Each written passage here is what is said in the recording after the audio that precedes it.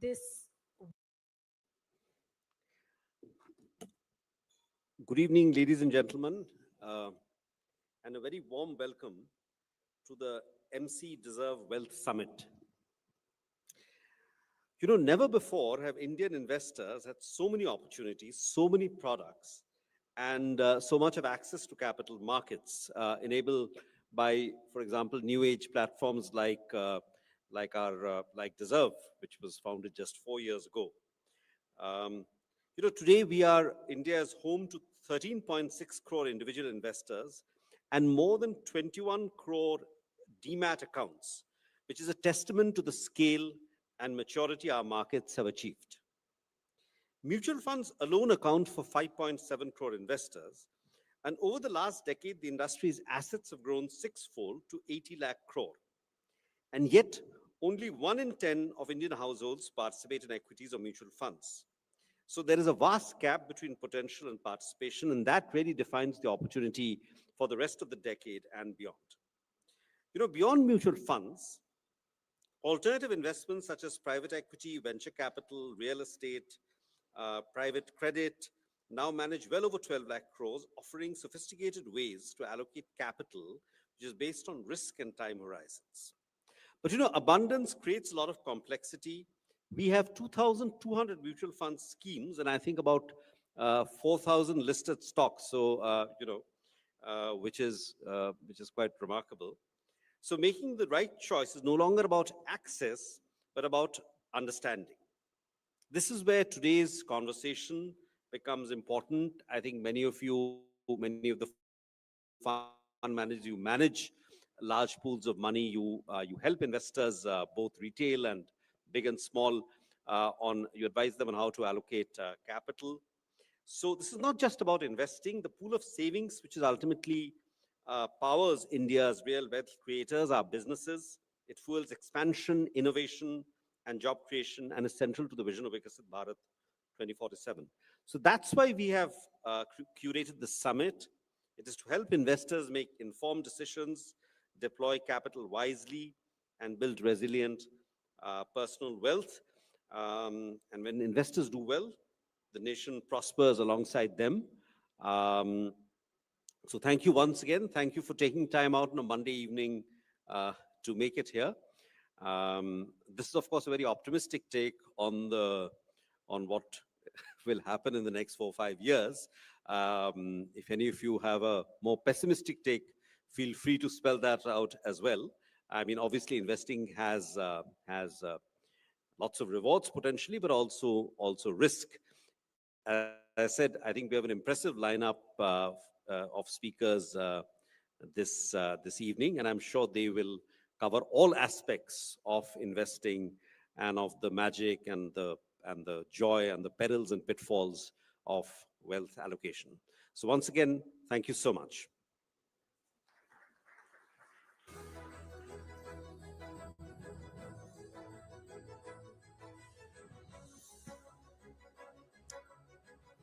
Thank you, Bodhi, for those inspiring words.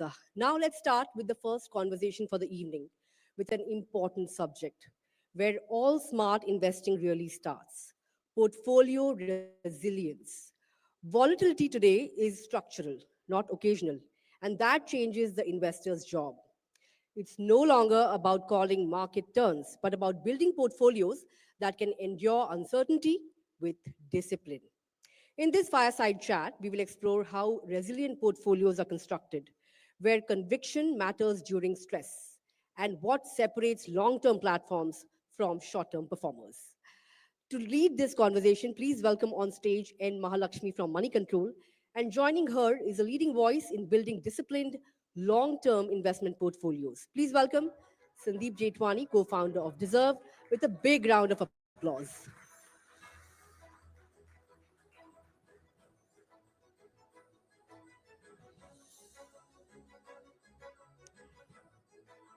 The stage is all yours, ML. Thank you so much, Nandita. It's an absolute delight to kickstart today's evening with a wonderful discussion point: building a stronger portfolio to outlast volatility. looking at this room, I can't really figure out, how many people have been in this market, investing in this market for more than 25 years. But I remember my early days in journalism around 2000. I mean, it was not unusual for the main indices, Nifty and Sensex, to go up and down 3%. It was easy. A bad day was when the index fell 5%, a really bad day. And a day where the index actually fell 10%, and trading had to be halted. So we've seen things like that. Today, it doesn't look like the markets are volatile at all, because at every selling, you see buying. Um, Nevertheless, one of the aspects that most investors fear the most about equity markets is the fear of this up and down. How much ever we say that over the long term it gives you good returns, I think Indians have not experienced, except for the last 5, 6 years, that this volatility or up and down is really worth um, investing in or buying into. But then the volatility, uncertainty, the fear, all of these are the very core foundation or attributes because of which equity markets thrive and give superior returns. So first thing I want to ask you, Sandeep, you've been a private banker, investor, now you have this investment wealth advisory firm, which you're building beautifully. What is your perception of how people think about volatility? What are some of the things that you, as an investor, as an individual investor, thought about, and how have you used that in, laying the foundation for how Deserve goes out and tells the story of compounding? Mahalakshmi, thanks so much for having us here. A part of the question's answer was in your question itself, but let me take a step back. The fact is that while investing, nobody really envisages volatility, right? And in some sense, volatility is the price that you pay for compounding, right? And when you think about the compounding formula, right, it's the amount that you invest, the return that you get, and the time that you invest for. And if you think about it, out of these, what's essentially in your control is not the return, which is where most of us focus our time and energy on. To some extent, it is the amount of capital, but that's guided by the amount of savings that we can have and what kind of spends do we have. But really, the only factor that's somewhat in our control is the time that you invest for. And when you think about the extent of time, let's say investing for 10 years, 15 years, where do bad decisions happen? It's at periods of extreme volatility.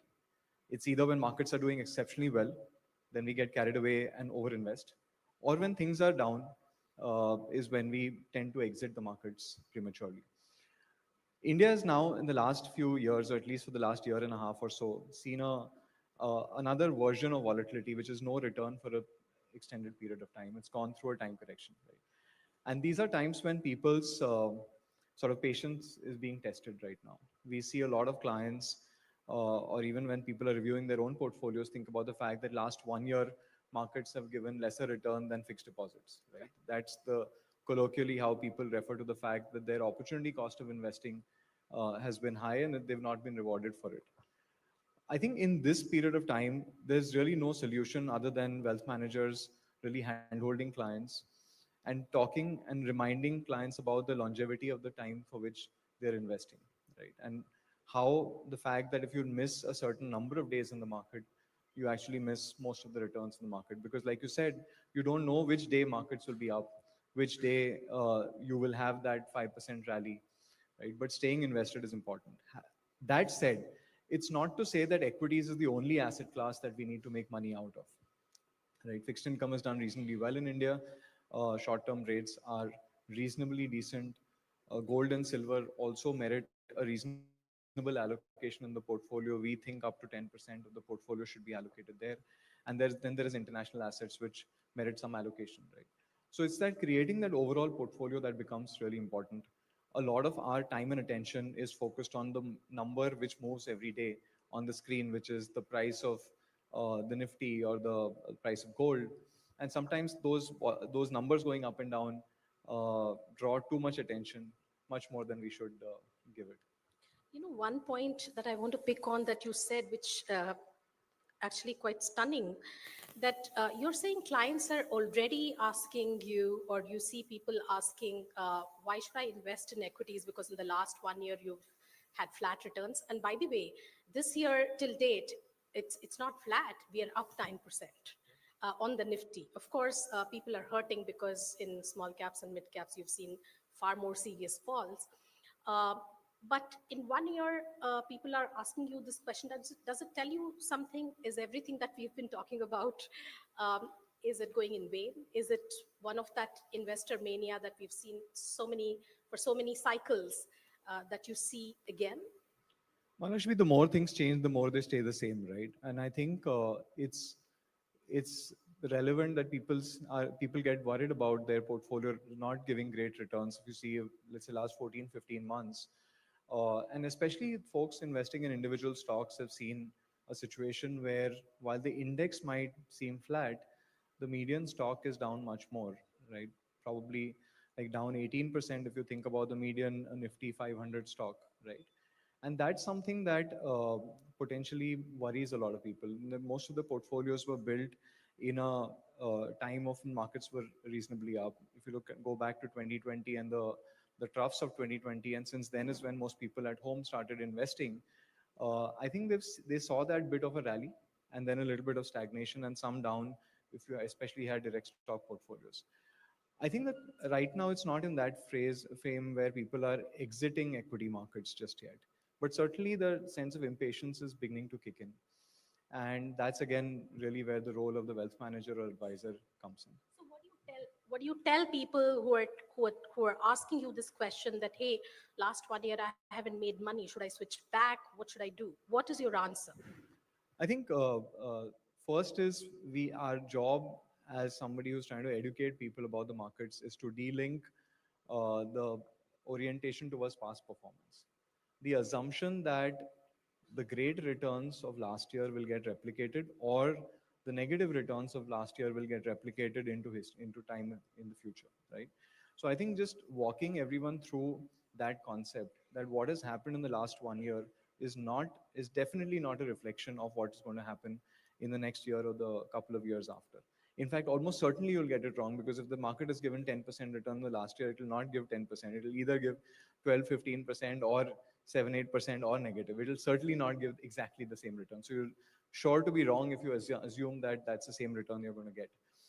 The second is, I think, to some extent, if you think about what kind of post-tax returns different asset classes are giving and walk everyone through that.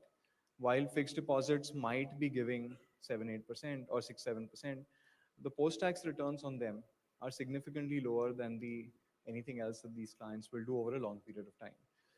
And then reorienting back to the fact that this is money for a certain period, that this is not capital that they might need in the near future. I think those are conversations that need to be had, which is why this entire process is more consultative rather than instructive and telling people that this is what you should do, but it's more like what do you collectively think together, both as a wealth manager and as the owner of the wealth. Okay, I'm curious to understand this messaging a little better, also but for the benefit of this audience and a lot more people who are watching us on Money Control.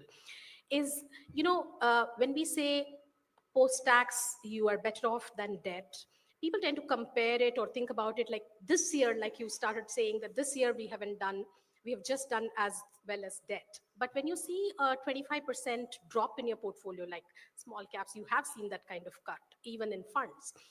What do you tell them? Because 25% cut means next 3 years debt returns is gone. So what is the message to that investor? And how do you shift this thinking? Of course, we say you can't look at it, but how do you explain to them? I think, Mahalakshmi, courtesy of all the work that media platforms like yourselves have done, and in general, the education that a lot of people in this room have contributed to, I think there is some appreciation of the fact that there are different asset classes. And the question is on how much to allocate to which asset class, right? Today, when we look across portfolios, we do find over diversification. But at the same time, we are not seeing portfolios getting hyper concentrated towards small and mid caps, right? So the average portfolio, while as like individual stocks have fallen that much, may not have suffered that much. So I think while there is downside, it's not as bad as what we might assume in 18-20%. Is that a kind of downside? Absolutely not, right? But I think clients are willing to engage, right? And if you think about the fact that these are not people investing for the very first time, the fact that in the last 4 5 years they've experienced some bit of volatility, sure they've made money, but there is openness on most clients' part. I think that's something that we hope that more people will exhibit, which is the fact that be willing to look at data, be willing to engage with data over a little bit of a longer period of time. And when you look at those numbers, it's not as bad as what looks in the short term. Can you take us through some of the most common pitfalls in investor portfolios? What are the common mistakes that investors generally do? I mean, is it, you've always said that it is not about bad products. Most people, the products are not bad, but it's just that they've over diversified or it's not aligned to their goals. Um, 2 or 3 thoughts there. The first common problem that we see is reliance on past performance, is that we're making investments into selecting mutual funds, stocks, or even other asset classes on the assumption that the last 1 year return was great, and therefore these assets will continue to do as well in the future, right? So that is one part. The second part is over a period of time, as more people talk to you about investments and you hear about more stocks and individual mutual funds, you tend to get over diversified. We've seen individual portfolios with maybe 70, 80 mutual funds and maybe 30, 40 stocks over, let's say, a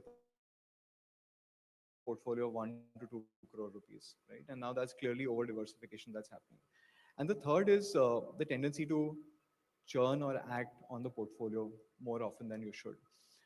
There is, this F&O has been a big part of allocations for a lot of people who are spending time on the trading screen. And I think that has led to enough losses, and SEBI has also written about it. So I think those are three large areas. The first being reliance on past performance, the second being over diversification, and the third being some trading activity that the portfolios have had. Right. Are these also the same mistakes that, very rich people, family offices, businessmen also make? Because this is one cohort, like, last 3 4 years, there has been significant selling from promoters. A lot of that money also got rerouted into equity markets. Um, and that money is also getting a little impatient now. That do they inherently feel that, if my business is valued so highly, I'm not so sure there is so much money left on the table in markets. And what do you tell them? What is the case for them? Look, I think we believe wealth solves a lot of problems, but wealth also comes with a set of problems, which is the problem of choice, right? The moment you have, let's say, 50 crores, 100 crores plus, you have a situation where pretty much every asset class is within reach. And at that point, there is a tendency of evaluating things for the sake of novelty, right? We've seen this happen that some of the simpler investments, including mutual funds, potentially the most tax efficient, best governed, the allocation that such investments should have to large portfolios tends to go down. And there's an increasing allocation that happens to alternatives, in some cases, individual investments. Now, when you think about individual investments, there is a concept of adverse selection, which is that when an idea comes to me and I'm a family office running, let's say, a 100 crore portfolio, one of the questions at least should be asked is, why is this idea coming to me, and why have institutional investors not gobbled it up?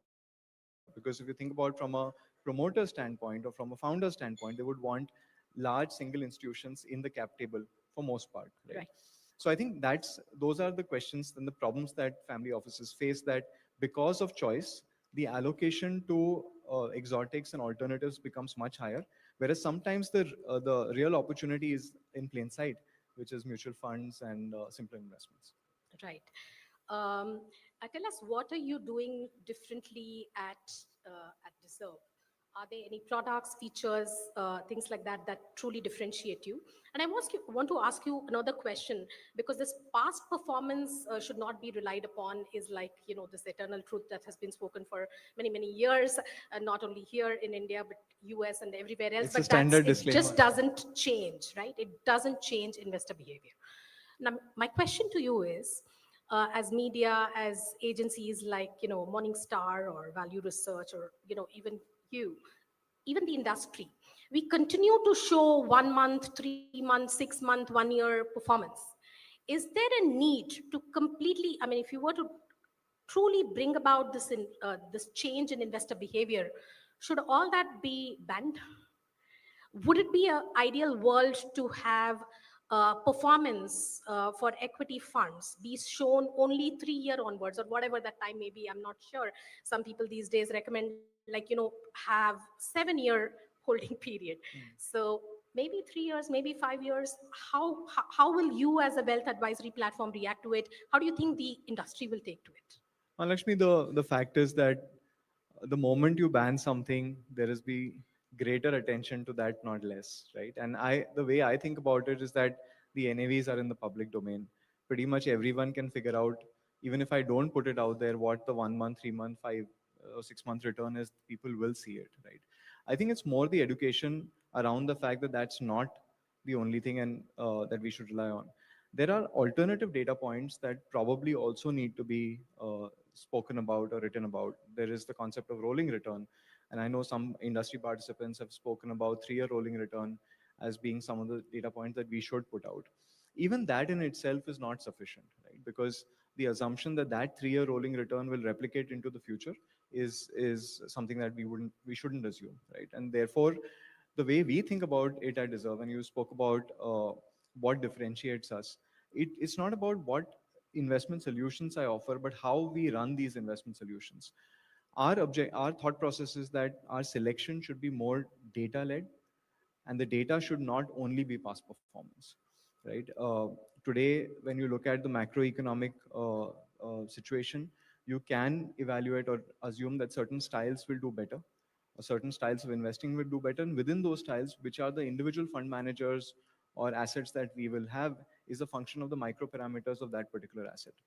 The reason we do this is because not only are we saying that data led investing does better, in some sense, we are also getting out of the way. Because as wealth managers, as investment advisors, we are also human beings. We also have our biases. By making sure we have robust frameworks running portfolios, to a large extent, we can eliminate the bias. Can we fully eliminate human insight? Absolutely not. There needs to be a layer of check at the final stage. But largely it should be driven by data-led processes, and that's something that we strongly believe in. This informs everything that we do, whether we create mutual fund portfolios or portfolios of boutique fund managers or even other asset classes.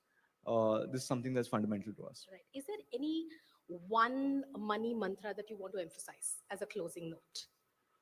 I think Your own personal money mantra. my personal money mantra is to make life as simple as possible. And That's a life mantra. I think it's a money mantra also, but I wish I could live it better. For me, most of my allocation is towards mutual funds, and to the point that some of us in the industry have access to some of the most exotic investments out there. But really, like I said, real return is lurking in plain sight. So what does simple mean in mutual funds? Sorry, I'll take 1 more minute. Uh, when I say simple, I think you Index funds? create. No, I'll come to that, and we have a view on that as well. But 7 to 8 mutual funds, pretty much, but actively looked after, gives you pretty much everything that you need in the markets. When it comes to index versus active managers, uh, honestly, we are not in a camp. There are times when we believe active management does better, such as these, and there are times when it's easier to hold the index and keep the cost low. So I think it's about being objective and thinking about at that point of time what is right for the portfolio. But really, 7 to 8 mutual funds should be good for 70 to 80% of the portfolio. All right. On that note, thank you so much, Sandeep. Such a pleasure talking Thank you, to you. Mahalakshmi. It's been a pleasure.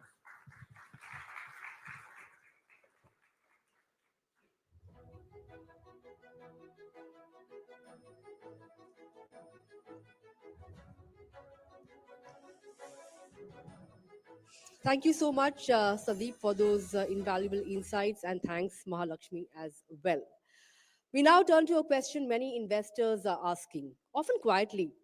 Is Indian equity still the default choice? Indian equities have built wealth across cycles, corrections, and crises. For years, they've been the natural home for capital, almost by instinct. But 2025 has unsettled that comfort. Returns have been uneven, valuations remain elevated, and capital has begun to look elsewhere towards gold, fixed income, global equities, and alternatives. For the first time in a while, investors are not just asking what to buy, where does real diversification begin? And with more choices than ever before, how should portfolios actually be allocated today? That's the discussion we bring to the stage now. To guide the conversation, please welcome back on stage N. Mahalakshmi. And joining her on the stage are Aparna Karnik, Head Quantitative Investments and Analytics, QIA, DSP Mutual Fund, Siddharth Bhaiya, MD and CIO Equitis, Abhishek Tiwari, CEO, PGIM India AMC, and Saurabh Mukherjee, founder and CIO, Marcellus Investment Managers.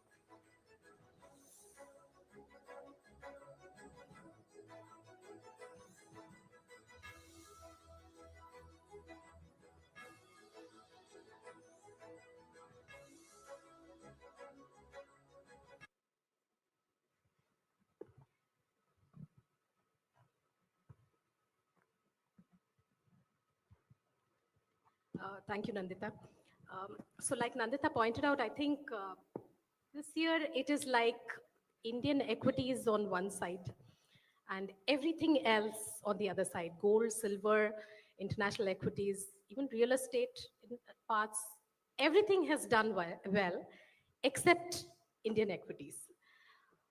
And today, even if you look at market valuations, which we obsess over, the index valuations, even though a lot of you will tell us that that's not the number to focus on, you need to sort of go a little deeper. Uh, it looks like India is just the same as US.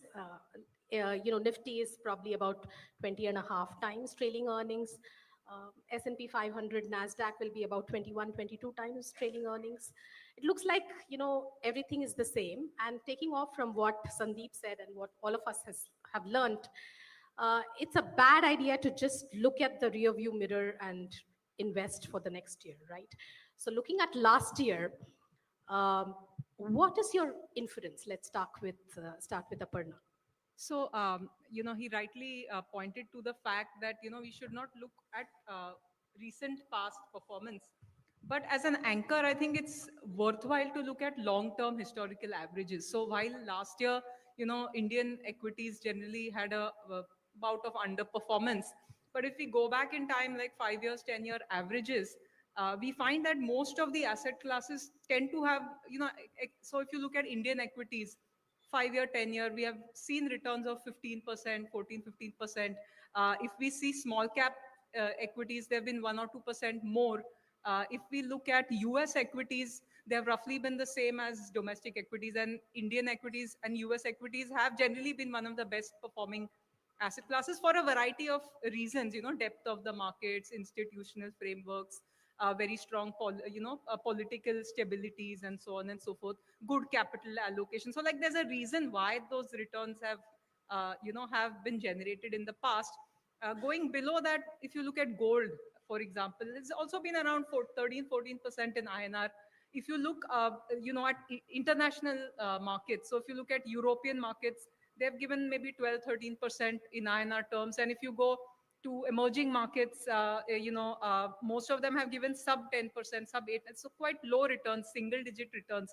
So while it's easy to get like a bit frustrated, he alluded to, that last year returns have been not so good, or they haven't underperformed other asset classes. But if you look at the slightly longer picture, you see that they haven't really, they've delivered very good wealth for investors, and some of that mean reversion has happened. So look at, even now, small caps, if you look at a 3 year, 5 year kind of returns, are like 17, 18, 20%. So really, why are we getting too much bogged down by the last 1 year. It's a mean reversion.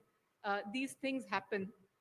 So therefore, what I feel is like the way we look at it is we need to have a balanced view going little bit beyond the very recent past and anchor to long-term averages. And there is a role for all asset classes in the portfolio, right? You need equities for growth. You need fixed income for for some protection recession in a recession or slowdown. You need gold and silver for an inflationary environment, and you need to have some defensive assets which can protect you when things are uncertain and volatile. So that is how we feel one should look at a portfolio approach, rather than either getting too swayed or too frustrated by So your returns. message largely is don't look at last year. If you look at the longer time period, all Yes. assets have pretty much done all risk assets have Yeah. pretty much done the same. So why upset anything? Go with whatever Go you with a with a balance. balanced view and a diversified portfolio, and there is a place for each of the asset classes. So there is no need to be trying to. So I would like to rephrase the question more like, instead of this or that, and this and that, instead of trying to predict, just be a prepared, via proper portfolio Yeah, this allocation. and is important also because I think exposure to global equities in Indian portfolio is non-existent. Of course, Indian Right. equities itself is only a recent phenomena, but global equities is non-existent. So, Siddharth, let me come to you. Is there something um, structural you see that is good or bad for Indian markets? Because we've thought about this as a very long-term structural bull market, a long-term structural growth story. I don't know whether I should say bull market because that is also to do with valuations. And you have said for the longest time that we are in a overvalued zone. A lot of people have said it, but you Not showed it just in, horrible. in action by holding cash. I think we are in a bubble of epic proportions. Sorry. We are in a bubble of epic proportions. We Okay. are in So India, let's- in India, all over the world. In India, in some parts of the world as well. Okay, we did an analysis. All this 20p multiple is all, bullshit. If your The portfolio 20p on the Nifty. Nifty, the 20p in Nifty, a lot of it is because of SBI, ONGC, NTPC, Coal India, Power Grid. Nobody has that in their portfolio. So excluding that, Nifty P is more than 40. Okay, you go to mid caps, you go to small caps, P multiples are in excess of 50. What does 50p mean? 50p means that, so first and foremost, we have to get returns right. If a stock goes from 100 to 150, the returns are not 50. It's an outcome. Okay? Return is the inverse of P multiple. If you buy a stock at 4p multiple, then you're expecting it to get your capital back in 4 years. So typically your return expectation is 25%. If you're buying a stock at 50p multiple, your return expectation is only 2%. And what happens in a 250p environment? The promoter comes and sells. So I've said this a lot in private. I'm going to say this in public. It is not SIP. It is SWT. It is systematic wealth transfer from India's middle class to the rich. The SIP amount has been matched with promoter offloading. Okay, and everybody is out here. There's just one reason why I've been off media for the last 1 year. And I was warned by my team that please control your emotions today.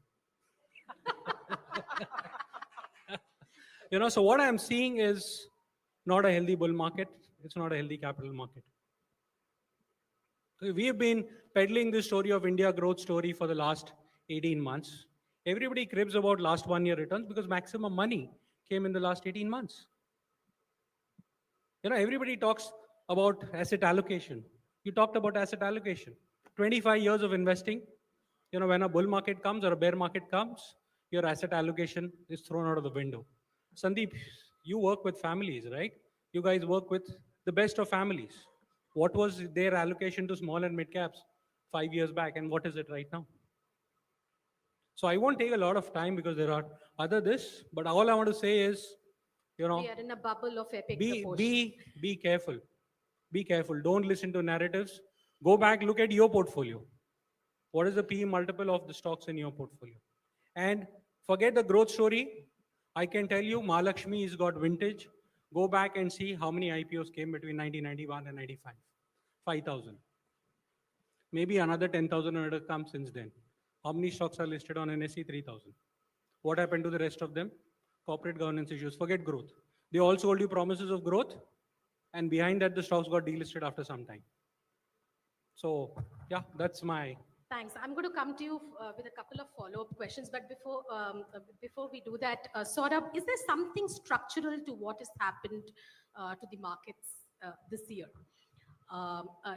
Is this 9% growth that we've seen? It's not negative. We've seen some heavy lifting from large cap stocks.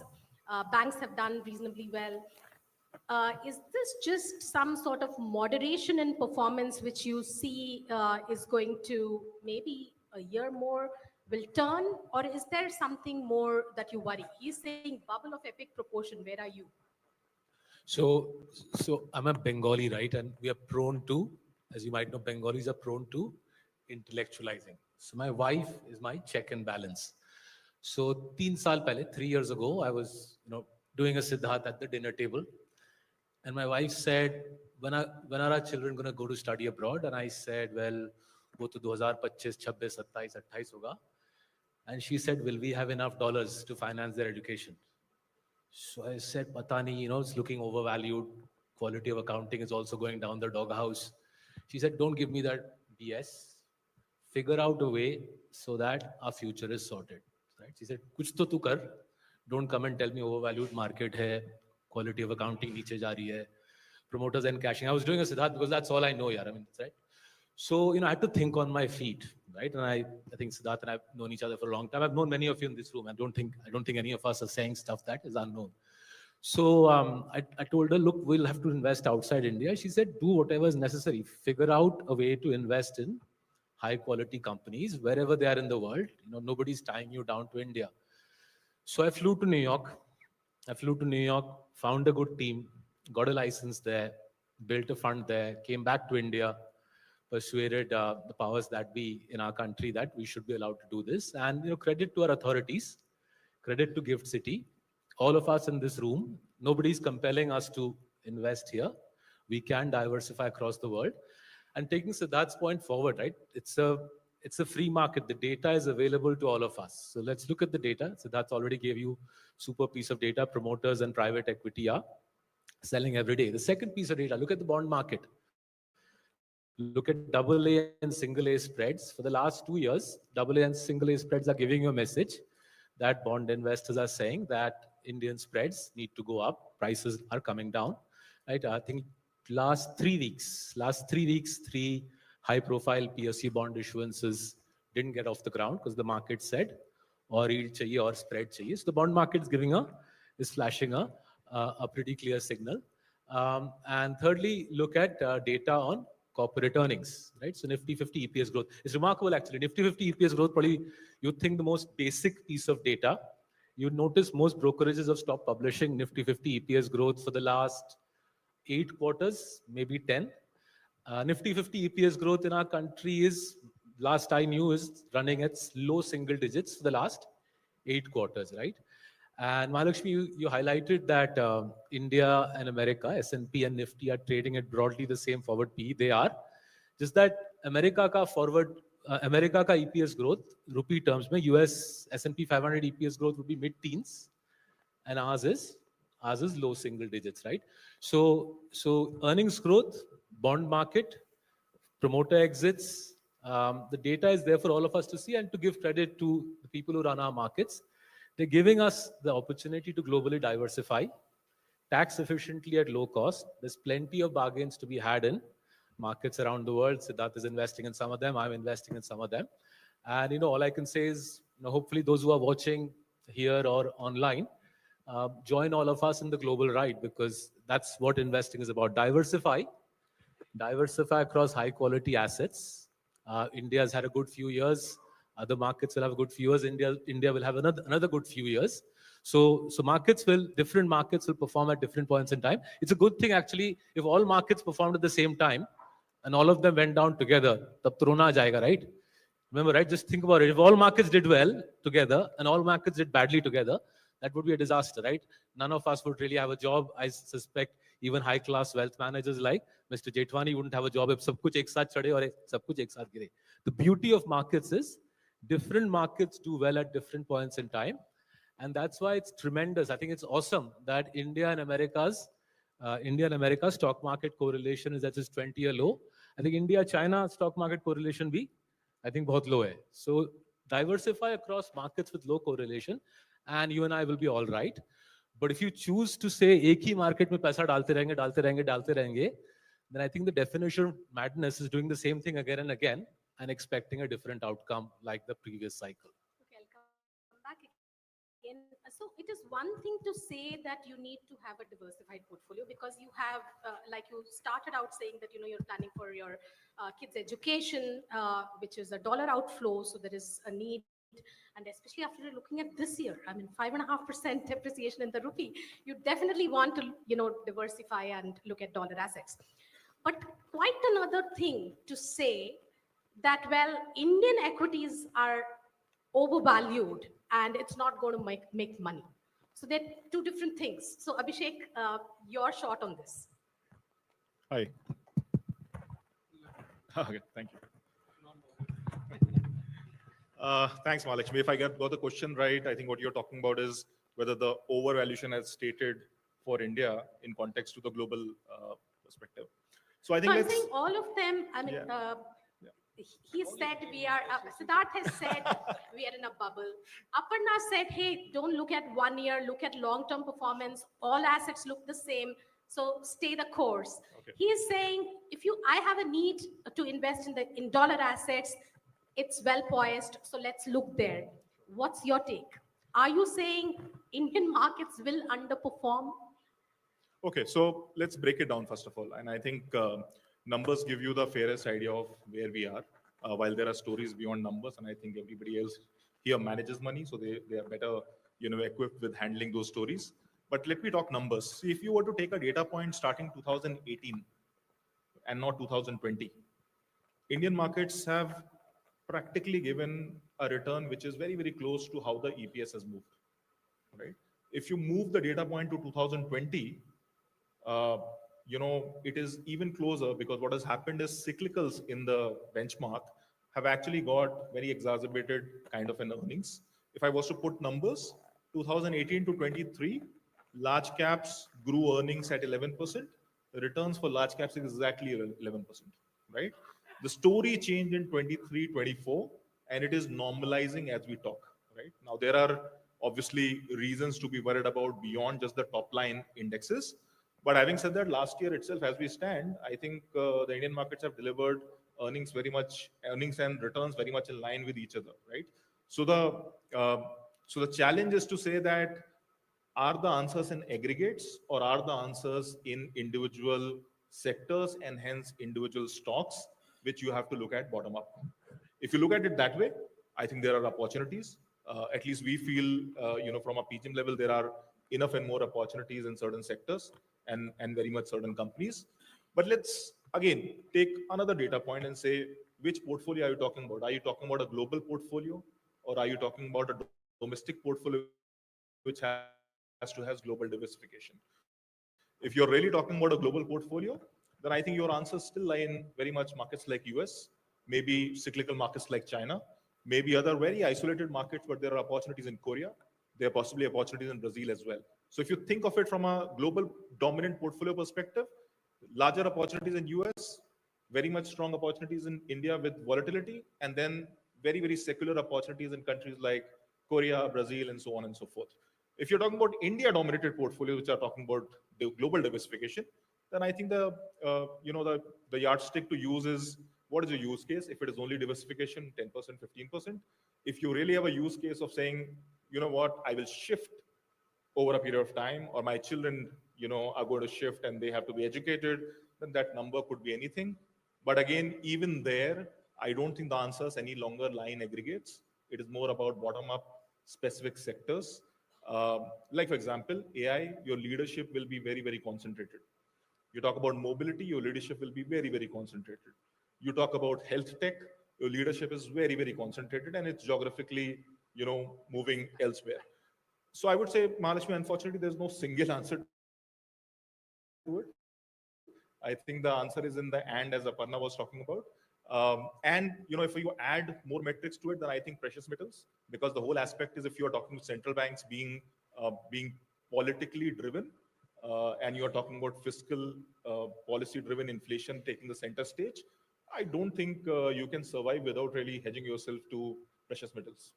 Fair enough. Siddharth, let me come back to you. So, since you said in India we are in an epic bubble, where outside do you see opportunity? Because there is this a tug of war of sorts or a debate going on everywhere in the world about this AI trade, right? Is it a bubble? Is it not a bubble? There are investors arguing that all the companies which are investing in AI today are all cash generating companies. And by the way, Buffett himself bought Google. He bought it at 30 times, 14 times earnings probably. But I'm sure there might be some pockets of overvaluation like there is always in the market. But if this were to untangle or unwind, what kind of impact do you think it'll have globally, especially because US is really the foundational market for this, right? Where does that leave us? So Mahalakshmi, every 25 years, you have a technological innovation. Last one was internet, 1999. Okay. Before that, there were airlines, automobiles. There were telegraph companies in the 1880s. You had railroads before that. There were 100 automobile companies in the US in 1920s. So every 25 years, there's a big innovation that drives and propels humanity forward. Okay, so if you think that an iPhone is a great innovation, it is not. It would probably not even come within the top 100, 200 innovations of all times. Okay, so coming to this, yes, AI is the future. Is it a bubble? Historically, if I've studied more than 300 years of stock markets, it has all the characteristics of a bubble. A lot of capital getting poured in, extremely high valuations, right? A lot of frenzy. Where's the youth investing? People who don't have experience, probably. So you, like any other this, you're going to have a boom bust cycle over here as well, and there's going to be winners out of it eventually. And yes, AI is the future. Uh, from our perspective, look, you don't have to invest in more than 50 stocks at max, so you can conveniently ignore them. So you invest in global stocks but ignore AI, and you don't. Yes, we are think value that means investors. that- So we've launched a global fund 3 months back, and we found a lot of value in Europe. Right, we found value in US as well, but in the consumer space. Right, you have some of the biggest consumer names in the world available at single-digit P multiple, cash on the balance sheet, 5-6% dollar dividend yield. Right, any day I'm going to buy those stocks. Right, because I understand those companies, I use their products. Right, so yeah, for me, it's just about finding value, ignoring the narrative. And history has proven it time and again that every single time you overpay for an asset in search of growth, you will not just end up having subpar returns, you will end up having loss of capital. It's there. People talk about, oh, you know what, Buffett invested in Apple, but he invested at 14 times earnings. He invested in Google, but probably 15, 16 times, I don't know. Oh, it's higher No, than but that before for sure. that, It's not 15 came times. came in at no, it came in September quarter, but his buying was probably June, July. It came I think within our global 245 screeners. 245 is his average price, but whatever. Yeah, I got your point. So, so you're saying even if there were to be some sort of an accident with the AI space, um, you will stand insulated in US markets as long as you are avoiding those stocks. Is that the premise? Look, that's very far-fetched to say. When you have 2001, when you have global financial crisis, Yeah. nothing gets spared, correct? But you're giving yourself, it's like going and saying, I'm going to face Mitchell Stark. You want to go up completely padded with your helmets and everything in place. The chances of you not, maybe he'll definitely take you out, but you'll not get retired hurt for life. So that's about investing. No, the reason I'm asking this question, and it is perhaps important for people to understand, is when you're looking at a bubble-like situation, like the US, if it unwinds, you see like a 30% drawdown. That's hard. But as far as we know about Indian markets, the flows keep it supported. So if it is a bubble, so be it. It might take unwind over next 5 years or 7 years. That doesn't give you a heart attack. You invest in US markets, assets go down 30-40%, it gives you a heart attack. See, again, as I said, in both cases, we're talking about the future, right? The premise that retail investors are going to keep on investing for the next 5 years, right? I don't know, it could stop next month. See, that's future. That doesn't involve margin of safety. If your only call, some very learned person said two things will decide 2026. One is the supply of paper, and second is whether retail will keep on putting money into it. I said, that's just tell me that, and I know everything, because those are the only two things on which the market is. There's no fundamental. You have to talk fundamentals. Is there margin of safety? People have forgotten the concept of investing. It is gambling. It is gambling. Let me put it this way. Everybody talks about time in the markets. Most mutual funds have a churn ratio of more than 100%. So where's the time in the markets? I have seen mutual funds with 500% churn ratio. Are you hedge funds or mutual funds? Correct? Time is when you hold stocks for 10 years, which we have done. Time in the markets is when you hold stocks for 10 years. Fair enough. Aparna, where do you run a global value fund, right? So we run, I run at DSP, we have two funds, both of which are having a combination of domestic. So one is a multi-asset fund, so it has pretty much all the assets, and the other has a combination of domestic and global equities, roughly in a 2/3, 1/3 proportion. And you're at you're DSP, more bullish about that? So see, I mean, sometimes like a lot of things, are the boring stuff is the more real stuff, So, coming from like what point, he made that AI is a bubble. Okay. So it's, every day, so the point is that we don't really know if it's in a bubble or not. I don't think that the verdict is in yet.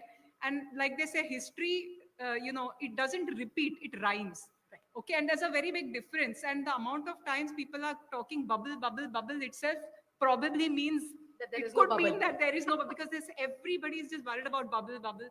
And if you see, there are similarities and there are differences. So I don't think the writing is on the wall yet. I think pretty much we'll have to see, time will tell. So our approach is to, look for basically growth at reasonable price. So we don't want to, given that, like he said, we are in the middle of a technological change. So even when you're looking at certain assets which look cheap on paper, but if their businesses are going to get disrupted, or, there is no growth, it may not be a great idea to pile the entire portfolio into those assets. So we would like to try and have a mix of assets. Some assets, maybe we think could benefit from the AI theme. So we have those kind of assets also across geographies. Then there are some consumer assets or beaten down stocks also. So like you have a combination of a barbell approach where you have some growth assets which you believe, could benefit if this whole AI technological revolution plays out, which it could. And then you have a bunch of assets where maybe you see some more deep value, which could benefit simply by re-rating. So we have a combination of assets. And even within India, like we have assets, some sectors we believe are expensive, maybe in the, say, capital, some of the capital goods stocks, or, some of the consumer stocks could be considered as being very, very overvalued. But there are pockets where we believe you can pick and choose your spots. So we have that in the portfolio as well. Sure. Quickly, just in one sentence, Saurabh, what is your, what is the tactical bet you would vote for this year? So look, I think Harry Markowitz wrote a paper in 1952 for which he got a Nobel Prize in 1990. So he made it easy for all of us. We don't have to reinvent the wheel. What Harry Markowitz said was diversify across low correlation assets. Ideally, when you buy that asset, when you diversify into that low correlation asset, the asset should be sensibly valued. So in my coming up to 50 years of doing this, I've found That rules out everything today then. right? That gives They're us all highly correlated three and- low correlation assets, Mahalakshmi. First is Indian equities with American equities. There's very little to do with between America and India. The links have all broken down. Whatever's left, I think Donald Trump is trying to chop that and get rid of it. So India and America, low correlation. India and gold, reasonably low correlation. America and gold, silver, reasonably low correlation. So combination of our market, their market, and precious metals would be ideal. But the challenge is precious metals is expensive today, and hence I would wait to do that precious metals or diversification. But to stay in one market and believe that that one market will take you to the promised land, I think that sort of sounds a little insane to me. Abhishek, you can have the last word. Sorry. Last word on tactical allocation for this year. So I'll possibly Saurabh has already explained it, but I'll take possibly a different yardstick. I think Siddharth talked about knowing how much of paper supply would come in and whether there's enough money to subscribe to it. I would add a little bit of top down. I would say if you are aware about where geopolitical risk is going, combined to the fact where the technological innovation is happening, that could set your tone for a little medium to longer term. In the short term, if you can precisely, agree on how much supply and how much money is there, then I think you are sorted. So very honestly telling you, Mahalakshmi, I don't think we have an answer. So if you understand long-term trends, stick to your asset allocation, get into a product which is designed to benefit out of it. See, the challenge is we have a lot of narratives, but we have very less products designed to exactly go through with that narrative. So I think selecting that will be far more important rather than trying to, navigate through so many of different narratives is what I would say. Thank you. On that note, that's all we have time for. Thank you so much, Saurabh, Abhishek, Siddharth, Apani.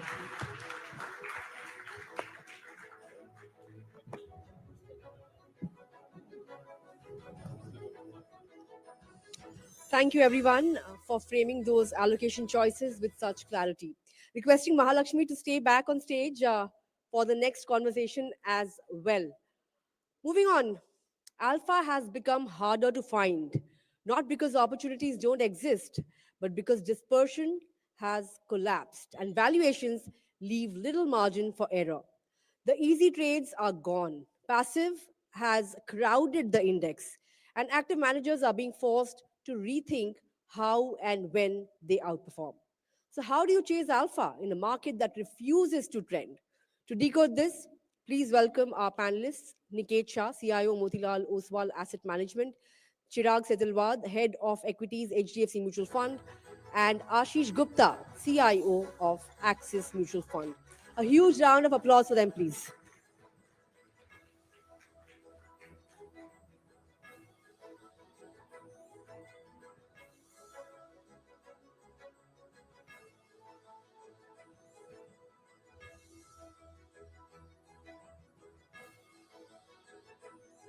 Such a joy to host this panel, more so because this is the first time Chirag is coming for one of our mutual fund summits. So double thank you to Chirag, and of course thanks to Ashish and Niket. So you heard what the earlier panel discussion was. Two imponderables, unknowns. Will money flow into equity, continue to flow into equity markets? What is going to be the supply of paper this year? Will these two questions really decide the fate of where the market goes as a leading question? Yes. So I think there are a few ways to think about it. I think the SIP flows, we all know this, 25, 30,000 crores comes in every month. I think there is some risk that that can come down. Now, keep in mind, it used to be 5 years ago, this used to be 5,000 crores, now it is 25,000 crores. So I don't see why there can't be some drop. There is a significant accumulated SIP book. And if you see a 10-15% redemption of the accumulated SIP book, that could take care of sort of 4, 5, 6 months of inflows, which you see on a regular basis of this 25,000 odd crores. So I think you could see pressure on both sides. You could see the SIP number itself coming down. And you could also see the accumulated book facing some redemption. Now, the 30,000 crores doesn't have to come to 10,000 crores to set off panic, right? You could just see the 30 coming down to 25 and showing a trend even further downwards, and that itself can create a lot of unease. So I think both of those things Could happen. Will they happen? Nobody knows, but they could happen. What kind of probability will you assign to that? I mean, if we had answers to these kind of questions, we'd be geniuses and we'd be Come on, this is probability. billionaires. I think that, As fund managers, you think probabilities all the time. well, I'll put it this way. The money that has come in from, I don't think, the strongest hands. The money has come in from individuals who are typically younger in age, who have shorter time horizons, and who've not withstood a falling market. So if you ask me, yes, there is a reasonable probability. What is that in terms of a pinpointed number? I don't have. But can this market see a correction of inflows or an outflows? Certainly it can. Is that high probability, low probability? I don't think it's low probability. I'm not clear whether it's high or not, but I would say there's a reasonable risk of that transpiring. Ashish, do you see that as a reasonable probability risk, the risk of flows? You didn't answer the supply of paper question, but we can come back to that. Ashish, that question too. Yeah. So I think, frankly, what I've seen over the last couple of years and way most of the mutual funds have been sold. Again, it depends whether the investor has bought them with the same expectation or not. But the way most of the distributors have sold the mutual fund has been more of an asset allocation trade. And what has been very, I think, comforting is the trend in SIP flows has been very steady, right? And now we have had, as you spoke about in earlier sessions, we have had 12 months of volatility, right? So you may say that for 12-month market has given a single-digit return, or if you look at 18 months, market return is negative. But actually, if you see over the 12 or 18 months, there have been bouts of volatility, right? So I think from October to March, we had about 16% drawdown in the market. Then we had a recovery, then another 5-7% drawdown in the market.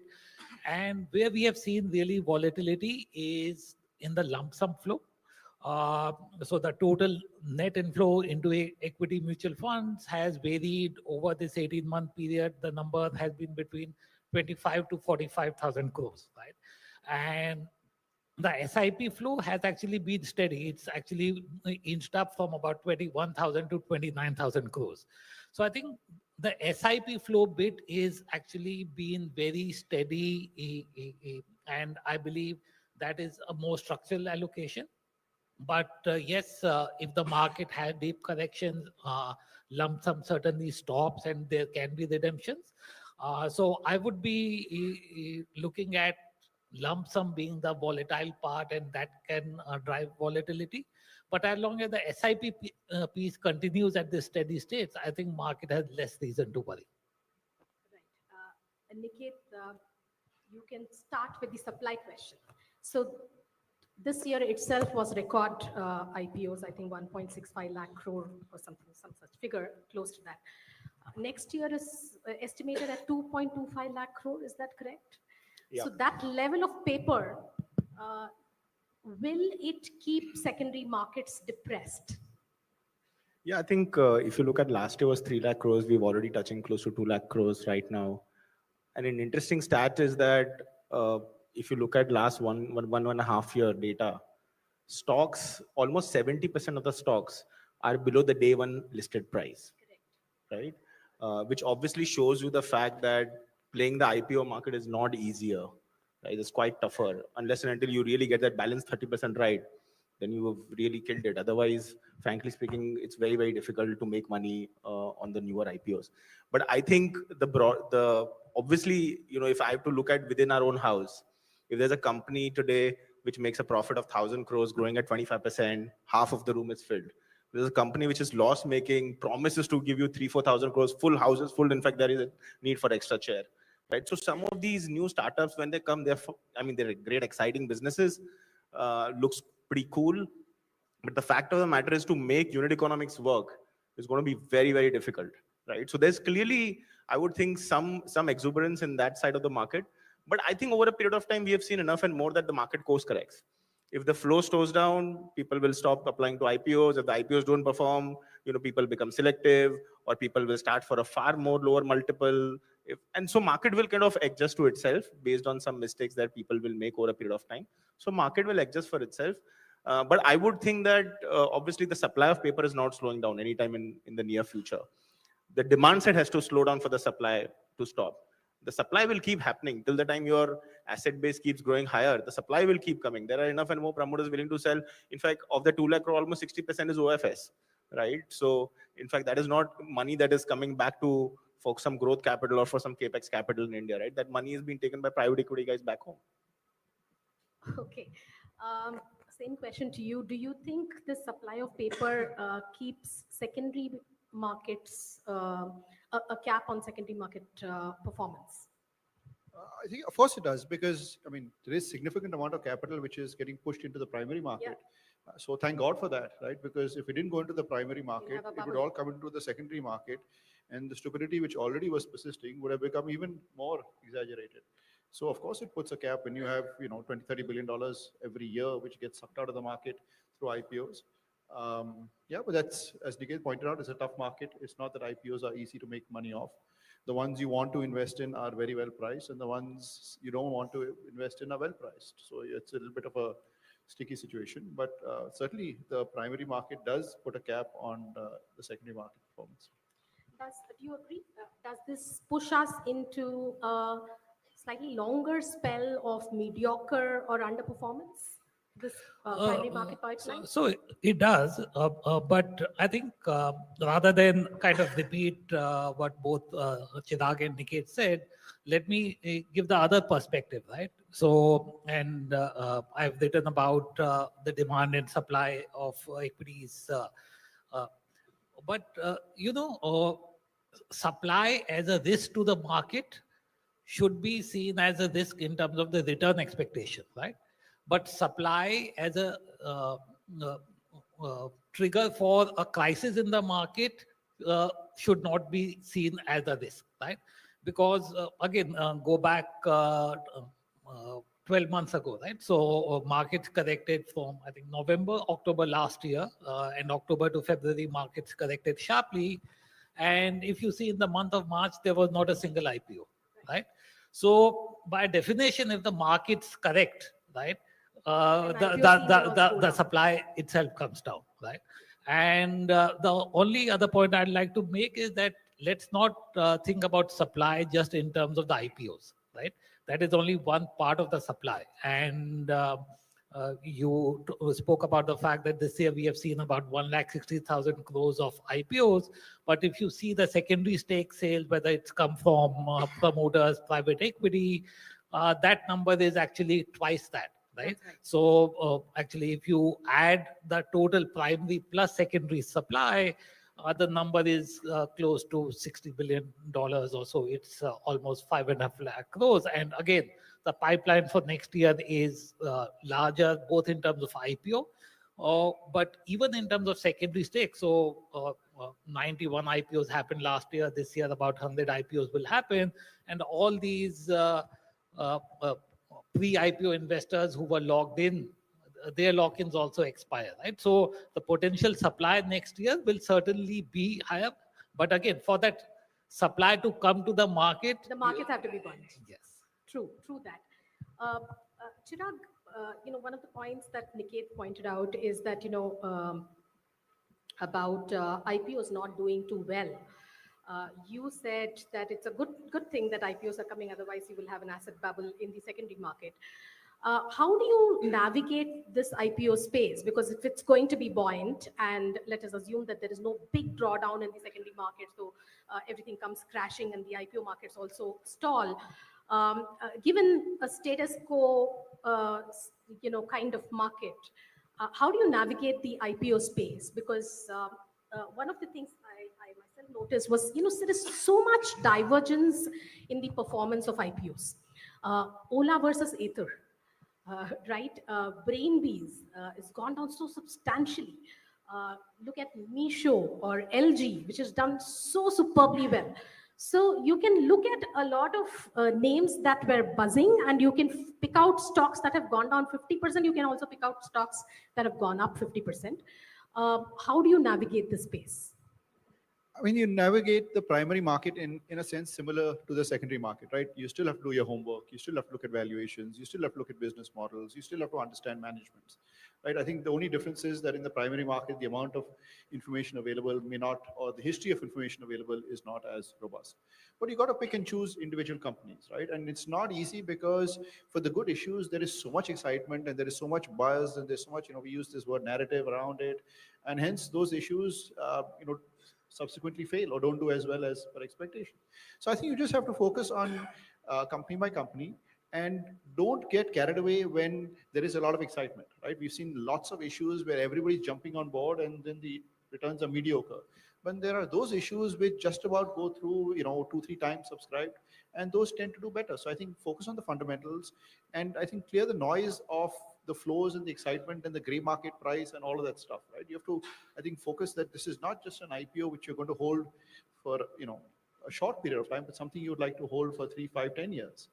I think the challenge in IPOs is also that the good IPOs list at a pop. So the IPO price itself is only partly relevant because as mutual funds, you don't get meaningful allocation at the IPO price. So you really have to look at the listing price. And now if you list at 30, 40, 50% pops, then it becomes kind of irrelevant for us. So I think the listing price is as important as the IPO price. In the IPO itself, at the IPO, Because you don't get you too get a much. small allocation. Yeah. So at what price? Otherwise, you can't build up a position. So it's Right. important that companies From a also don't management. list at sort of excessive valuations. Right. Ashish, on this point, especially on new age companies, right, which is where I think there is a lot of ambiguity. There are companies which may have genuine track record, more stable businesses. It's much more easier to evaluate. But this new age companies, do you think it's all luck? Oh, actually, Because I mean, I don't seem to find a trend because it is the same, SBI mutual fund and HDFC mutual fund and GIC and all of these people setting the price. And yet, across so many IPOs, there is so much divergence in performance. So, what is it? so as Chirag also mentioned, right? So really, for us, it's the point is not to just look at the performance on or look at the price or the valuation at which the IPO is coming, right? Because literally, there is no significant amount of investment that we can do at that valuation. Really, in many of these companies, liquidity events actually happen mostly 30 to 90 days after listing, right? So when a lot of IPO lock-ins expire and pre-IPO investors come and say. And actually, when you start seeing that, and I think Niket mentioned that some of them have seen huge correction post the listing date, right?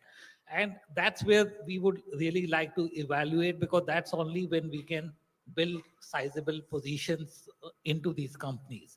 I think in terms of the divergence in performance, I think that challenge comes from the fact that lot of retail interest in these is built on, because these are actually very consumer facing businesses, right? So it's not necessarily just because of what is the financial domain, but retail interest could be because they are consumer facing businesses and there is kind of hype around these businesses. Or it could just be the fact that there are a lot of people, particularly on the HNI side, who invest looking at the gray market premium. And really, I don't know what is the liquidity of that gray market, right? So it is like the tail wagging the dog. So I think if you avoid those two barometers for evaluating how an IPO is, I think you can evaluate them like any other company. And I think it's hold true for whether it's IPO of a new age company or the traditional company. Chirag, back to you, because both of you said that it's not. Don't look at the IPO price. Look at this listing day price, because you don't get much allocation. Why is there so much hue and cry about anchor allocation? I Too think little, there's, too much, fighting for too little. That doesn't make it any I mean, there is difference. fighting over allocation, obviously, because there are some issues which are high quality, whereas mutual fund institutions, we'd like to get a larger allocation, right? And there's only that much to be handed about. And hence we get less than what we want. So if you want 100 and you get 20, what happens when the price lists at a 20, 30, 40, 50% pop? That 20% is not meaningful enough, right? So you, in a sense, become almost a forced seller because it has to be meaningful. It's no use having 0.01% of your portfolio in an IPO stock. So as a result, the starting of allocation matters, right? If you can start off with a 0.5% or 1%, which I think rarely ever happens, but then you have a holding which you can comfortably hold for a long period of time. So I think that's why we're all, trying to get the right allocation. Cool. So, Niket, going into 2026, where would your incremental flows go? I mean, is there a priority order in terms of the kind of IPOs you're looking forward to, or any pockets in the secondary market that you're really excited about? Excited in the sense, to the extent you Yeah, can be very. excited about. I think it's very tough to find value in this market, and I think to that reason we have almost now 20% plus cash.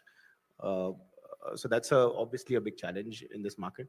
But I think there's only one space where I can find value, which is tech right now. It's completely beaten down. Valuations are reasonable. Rupees obviously in favor.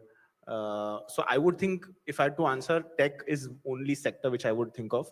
But otherwise, I think breadth will meaningfully correct in next couple. I mean, say if you take 12 to 18-month period, you will see index where it is, but the underlying breadth will continue to become extremely bad. Sorry, the underlying? The underlying breadth of the Will be market bad. will continue to remain, will continue to worsen from here. Okay, so your top bet is tech. Okay, anything else? That's it. There's nothing else. Only tech. There's no So value in the if you market. had the option, you'll put all your personal money in your tech fund. For sure. All right. Okay. Ashish? So I think there are other pockets that do offer value. In addition, there are a lot of pockets which are actually seeing growth picking up next year. So for example, again, one of my favorite sector, financial, is seeing growth picking up next year. There was some concerns on asset quality this year. That is also kind of fading away. NBFCs are also kind of likely to see a pickup in growth.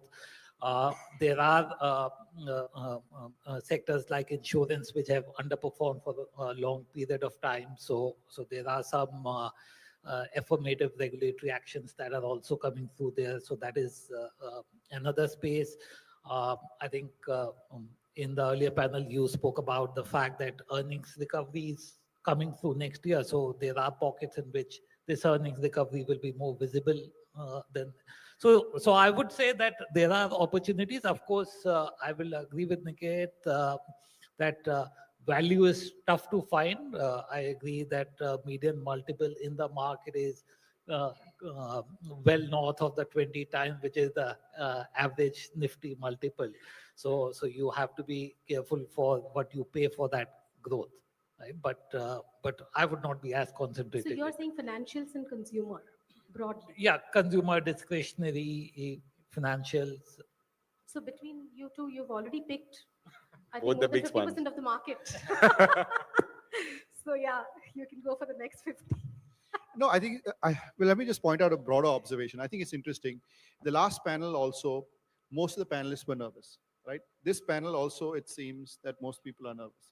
And I think that's good news. We've been concerned on the market. A lot of us have been concerned on the market for the last year and a half. And if you come to the same conference last year, the year before, and the year before, everybody was bullish, right? And now for the first time, you're seeing a mixed room. And for the first time today, I'm seeing a room which is more bearish than it is bullish. So I think that's good news. The problem is that valuations are not reflecting it fully enough.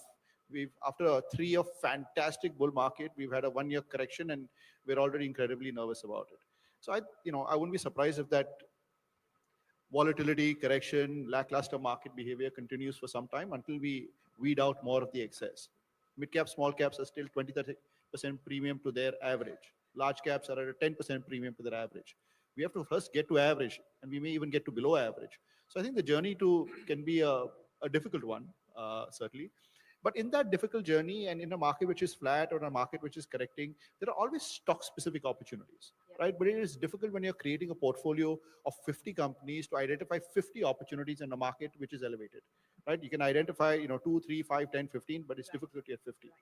I think this is a very stock-specific business. I don't think any particular pocket stands out as being very, very interesting. yes, financials valuations are decent, but it's not screaming, right? I think IT valuations are reasonable, but again, it's not screaming out. And again, within IT, there are those companies which are expensive, those which are cheap, same thing in financials. So I think you got to pick and choose and use that volatility. I think volatility, whether we like it or not, is going to be here for some time. And we have to take advantage of it, right? This is the only market in the world where we get nervous when prices go down. And if prices go down, if you're a long-term investor, it's a fantastic opportunity, right? I'm seeing a crowd which is essentially despondent, right, after a year of no returns. I think incrementally we will get more excited as this correction continues. Right. One last question.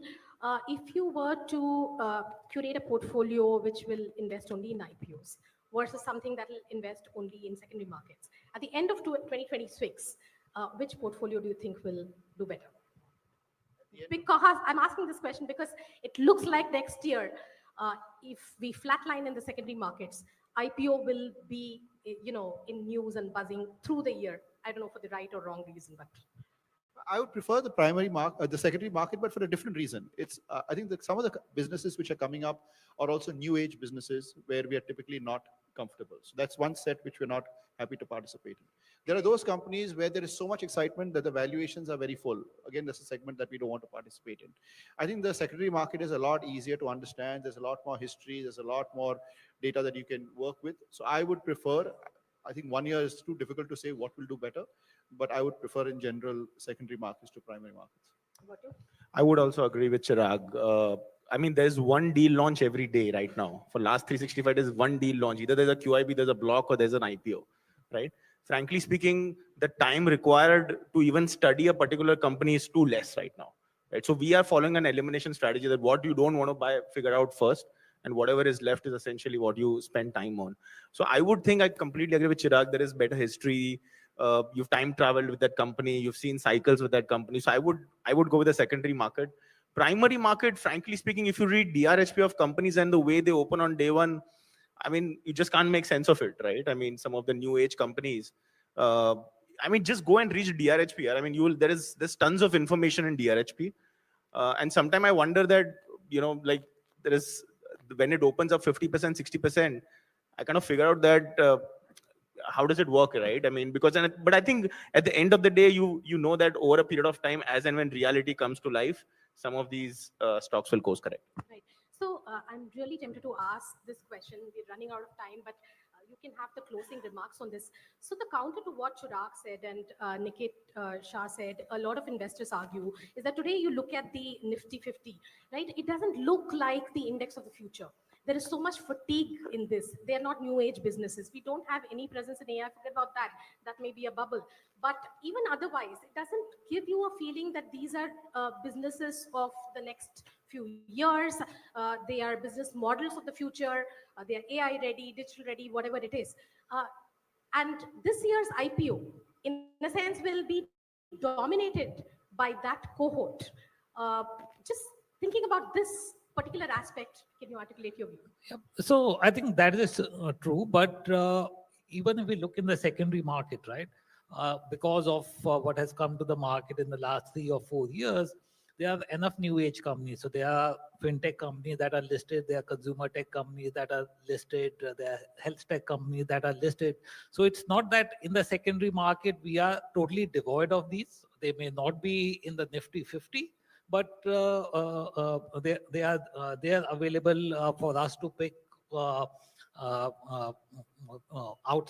outside the Nifty. So I don't think finding new age businesses per se is a challenge in the secondary market. The real problem is a new age business at a reasonable valuation, right? I think the challenge is that's today not available in the primary market or the secondary market. So. Sure. On that note, thank you so much, all three of you. This was a very enlightening discussion. Thank you so much.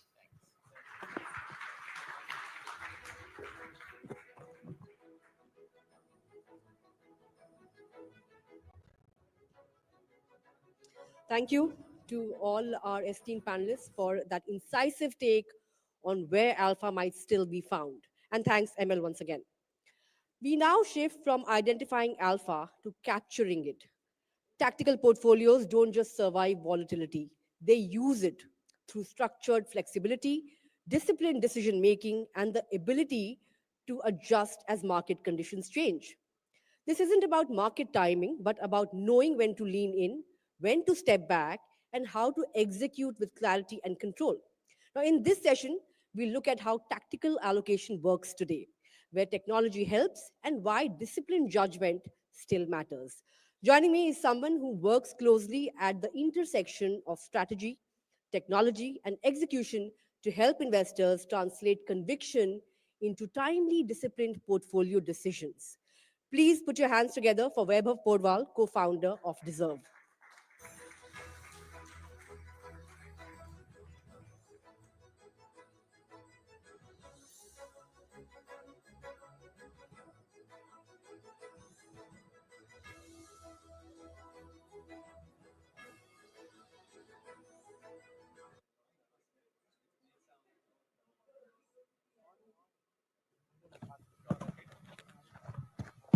Yeah.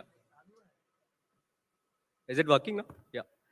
Yeah. So I was saying a lot of interesting insights, a lot of nervousness in the room, a lot of contrasting viewpoints. So makes our job even more difficult to manage clients' portfolios.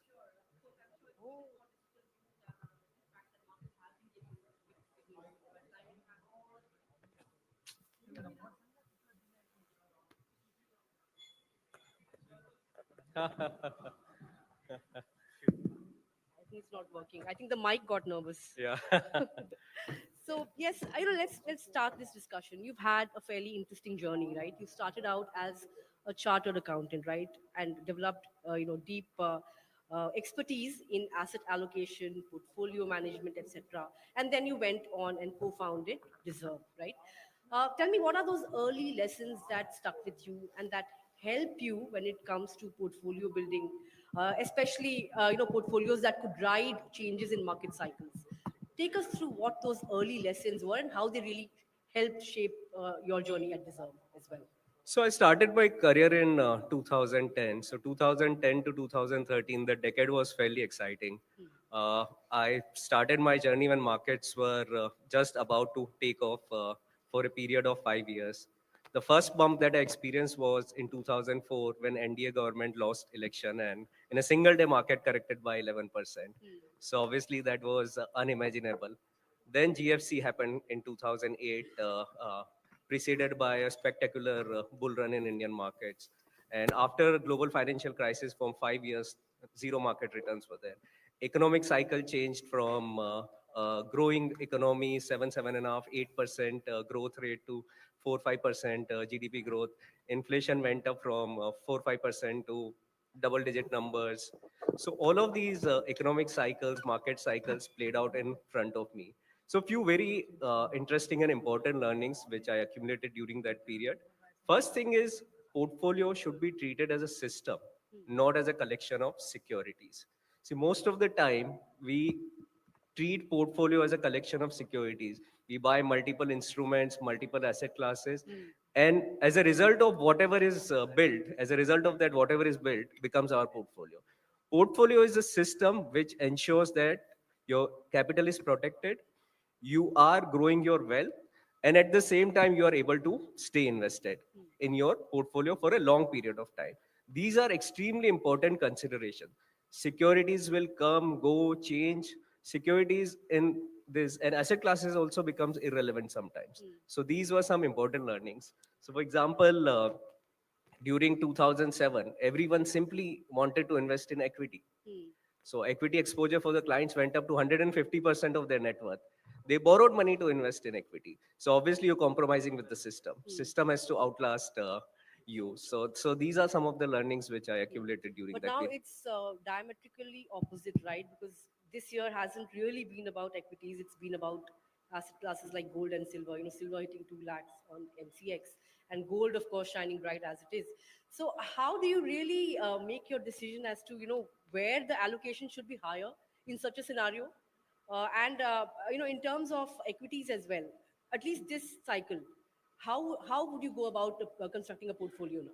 So there are two parts to the portfolio. One part of the portfolio is your core portfolio, which remains intact for a long period of time. You make smaller tweaks in the portfolio based on your life situation, your net worth situation. Otherwise, large part of that portfolio remains intact. On the margin, you keep making tactical changes. So, interestingly, you brought up gold and silver. Last 6 months, we would have received more calls about investing in gold and silver than about equity. So, this clearly shows that we get highly influenced by recent performance of the asset classes. And that's the biggest mistake that we make. At the peak of any cycle, it's very difficult to make a distinction between skill and luck. A lot of investors who invested in gold and silver over last 24 to 36 months are attributing it to luck. A lot of investors who invested in equity in 2006-7 started attributing that to skill. So obviously, a lot of these elements are blurred. So we need to be mindful of that. On a tactical front, you have to have allocation to asset classes which provide stability to your core. And your core remains asset classes which you want to hold on for a long period of time, which would include domestic equity, which would include your global equity, some allocation to fixed income, and tactically, based on the changes in the economic cycle, you make adjustment in the portfolio to account for allocation to asset classes like gold, silver, and real estate. So that's how I would think about the portfolio, core part and tactical part. Never disturb the core. Sure, never disrupt the code. So how do you really make decisions in terms of allocation? Uh, you know, uh, in fact, if you talk about the market, the equity market itself, there's been a divergence there as well, right? On one hand, you've had benchmark indices hitting record highs, but there has been clear pain in the broader end of the markets. Some stocks have come off 30-40% from their record highs, right? So that's the kind of pain we've seen. So dichotomy there as well, right? So how do you decide, uh, you know, when to stay the course, which stocks to add, which ones to get rid of? Because you guys at Deserve follow a data-driven, systematic approach, right? So how does all that come together? So three things we look at very closely. First, valuations. Value and price may not always operate in sync. Valuations can go up and down, price can remain static, or price may go up and down and valuation may remain static. So you have to look at valuations, not the price. If price of the stock is moving in tandem with the growth in earning, then you are on the right track. But if price of the stock is moving regardless of the earning growth, then there is a issue. And some of the correction which has happened in the market has happened because people built in crazy growth expectations in the prices of some of these stocks. And that's why some correction is taking place. So obviously you need to look at what kind of valuation divergence is there in the stock. Across the spectrum, if there are 500 stocks in the benchmark, you look at what kind of valuation divergence is there. Based on their historical earnings, based on the peer set, you look at what kind of disconnect is there. Then you look at behavior aspect. Overcrowded trades will always correct. Crowding of the trade is something that we look at very closely. Number of shareholders which are increasing is something that we look at very closely. So that is another indicator. Third is behavioral aspect. Whether there is an extreme enthusiasm about a certain narrative or a certain theme, then that is something that we stay away from. So these are some of the ways in which we can Can you give distill us the some data. examples in the current market scenario? Sorry? Can you give us some examples? Uh, I think recently, 21, 22, everyone wanted to invest in startups. My society had 5 angel investors clubs, so that was clearly a case of over enthusiasm around certain asset classes.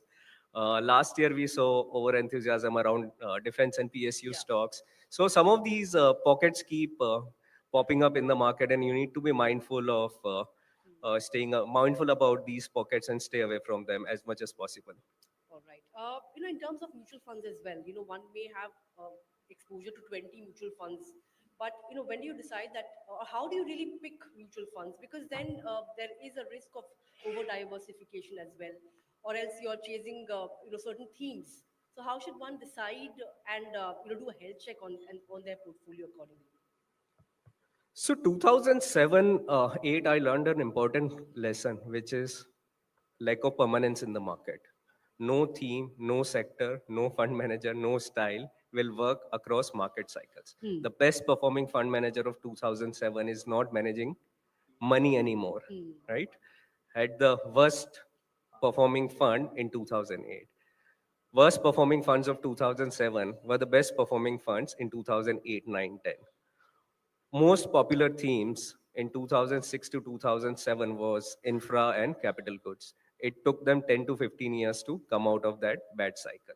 So it's important that you understand that these cycles will play out in the market and look at macro indicators like change in the regime, economic regime, which is happening to guide you on which kind of style of investing and which sectors and what theme of investing is likely to do well in the future versus looking at how these fund managers themes and sectors have done in the past. Few things which are completely important for us is we never invest in thematic funds. We stay away from that because themes go through abrupt cycles and these cycles can end very, very quickly. Second, we never participate in NFOs. We don't invest in more than 6 to 7 funds. Active share in the fund is an important consideration for us. We believe that fund managers should have our portfolio should have an ability to generate alpha, and that will only come if we have a reasonable amount of active share in the portfolio. Valuations of the funds, lot of funds which are receiving large amount of cash flows or flows because the performance has been very good end up getting into this bubble valuation territory. So we need to be mindful of. There are multiple data points. So we analyze more than 2 million data points on a monthly basis to arrive at what mutual funds to select for the fresh cash flows which are coming our way from the investors. So when you divide a portfolio between core and tactical, what are the pointers you keep in mind when you're looking at the tactical side of it? So core allocation, I'll use equity as an example. Typically, it will be diversified funds across large cap, mid cap, small caps. And on the tactical side, on equity, we will do some adjustment in terms of change in the market cap allocation, which is needed for that market. So in case we want to go overweight on mid and small caps, then we'll increase allocation there. In case we want to increase allocation to large cap, we will increase allocation there. On the asset allocation front, core remains based on whatever the strategic allocation that the investor has defined, where adjusted for the risk, they are getting adequately rewarded. See, the problem is we misunderstand the risk. It's not a linear graph where increase in risk will always mean increase in returns. Risk beyond a point increases disproportionately higher than the returns. So we have to be mindful that we are not increasing risk disproportionately. So we cushion our portfolios with allocation to precious metals. REIT and InvIT has become an interesting asset class for us, which gives cushion to our portfolios. So tactically, within asset class, we look at opportunities to go overweight or underweight a particular segment. Across portfolio, we look at underweight and overweight position across various asset classes. Sure. Of course, if you had to, bet on that one big shift that will, change how we invest over the next 5 years, what would it be? So there are three things which are important in investing. First, you need to have significant, or traditionally the way alpha has been described by the fund manager, the sources have been two. Information edge, you have superior information compared to someone else. You can capitalize on that and generate returns. You have analytical edge. You can analyze information better, and that can also contribute to substantial amount of return. Fortunately, unfortunately, information is available equally to everyone now. Analytical edge also with the advent of AI and all the systems that we have developed for investment management, analytical edge is also not there. What will make the biggest difference is your ability to stay disciplined in the market and follow the core principles of investing. I think whether it is for next 5 years, 10 years, or 20 years, the biggest differentiator would be your ability to stay disciplined. So you're living in an era of instant gratification. If you keep searching for instant gratification, then obviously investing will not work out. And a lot of technological advancement has happened in investing also. But it has also made investing very convenient. So exits happen very fast. So investors' ability to stay invested is also getting compromised because of that. Sure. So, what is that one thing that one should keep in mind? If a stock, say, is not doing well consistently, but you are convinced that this is a theme that will do well. So, how does one really stay the course in such a situation? Think probabilistically. Create a portfolio which takes into consideration all the probabilities and takes into consideration all the possible outcomes which are there. Sure. If you don't take that into consideration, then disappointment can be fairly large. All right. I think with that, we've timed out. Thank you. Thanks a lot, Vaibhav, for putting things into Thanks a perspective. lot. It was Yeah, lovely chatting with you. thank you. Thank you. Thank you. Thank you.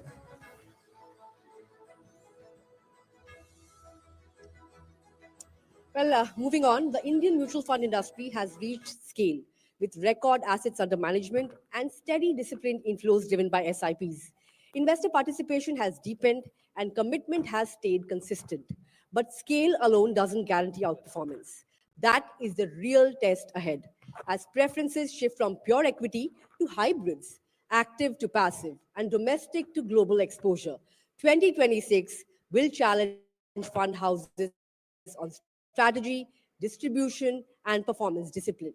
This panel looks at how the industry adapts next. To guide this discussion, please welcome back on stage N. Mahalakshmi. And joining her are three leaders who run some of India's largest and fastest growing fund houses. Please join me in welcoming Swaroop Mohanty, Vice Chairman and CEO, Mirai Asset Investment Managers India, Kalpain Parekh, MD and CEO, DSP Mutual Fund, and Sid Swaminathan, MD and CEO, Geo BlackRock Mutual Fund. A big round of applause.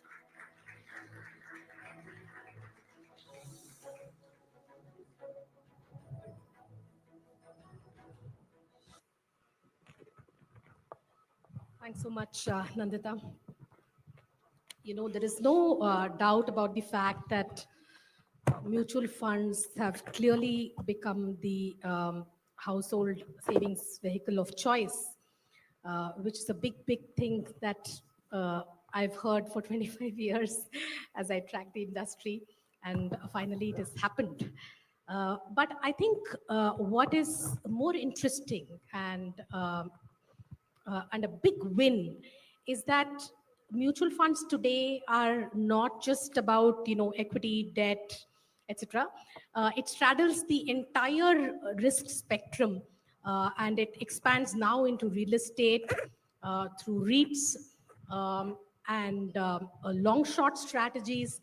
I don't think it was thinkable that under the mutual fund framework we would have long short strategies even 2-3 years ago, right? So the number of products and categories, the way they are increasing, is definitely wonderful, not only because you have a milieu of products, because the framework of mutual funds in terms of disclosure norms, transparency, so much regulatory scrutiny, and the discipline that the players have sort of demonstrated over the years makes it the perfect platform. But the thing that we will discuss right now is 2026. Because whatever we say, investors chase performance. It is a given, and it's a message we continue to sort of deliver to the investor, that don't go only by past performance. But there is a lot of push also from the industry in terms of what categories you go into, what is the, what are some of the challenger brands, how do they challenge the market with new products, innovations, and so on. And that's what we should be discussing today, because that will shape 2026 outcomes equally, as even if investors continue to make the mistake of looking at past performance and investing. So Kalpin, what does the 2026 playbook look like from a strategy category perspective? So I'll start by saying that investors don't chase past performance. Human beings chase past performance, and consumers chase past performance. Those who have evolved to become investors understand that investing is about cycles. They understand that returns and markets will fluctuate, styles will fluctuate, asset classes will fluctuate. So I think over time, few consumers are able to migrate and become investors. And that is called learning from markets and experience and building that wisdom. But let's say novice investors and accomplished investors. I won't even say that, because there are enough investors who after 30 years also do the same. which is where I think it's Which about is why they have to keep investing. yeah, and which is where there is volatility, and which is why there is risk premium. Otherwise, the day equity starts giving stable annual returns of 12 to 14%, it will become a fixed deposit, and it will earn the returns of a fixed deposit. The risk premium will go away, and wise investors want to harness or exploit that volatility to earn that risk premium. So I think it's very clear those who want to be genuinely investors should acknowledge that it is not a straight line. And if it is not a straight line, then you rather know when not to enter and don't mistime it. So I think the playbook of misbehavior of human beings, and this is not, I'm not saying that people on the other side do that. Even we make these errors. And which is why I said human beings make these errors. And whether in fund managers or in investors, there are good fund managers, there are not so good fund managers. There are good investors, there are not so good investors. The right investors So learn you're from just cycles. politely saying even fund houses make mistakes. So You are making me say instead of broadening it and saying human beings make mistakes, you can say industry players also make these mistakes. you want to Fund make houses this also you make want to make the mistakes. panel No, more that's what you interesting. meant, No, isn't I it? didn't mean it. You are very senior to me, and I always respect you, so I'm a bit What makes you nervous. think so? That's not true. No, In my point what is way? my point is the debate is not about what fund managers do or what investors do. The debate is how can we earn better returns, and ultimately that is the progress that we want from every year. So if we can learn from mistakes of not chasing past returns, not chasing hot asset classes, Weber made some very interesting points that how do you judge where are we in the cycle? So I think 2026 will be a combination of most investors chasing what has done very well. Last year, 2025, the flow to gold and silver was almost like less than 5,000 crores or maybe less than 2,000 crores. This year, it has gone up to 35, 40,000 crores.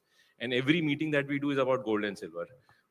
And last year, thematic funds had 1,35,000 crores of flows, which is a lot of NFOs and hot products.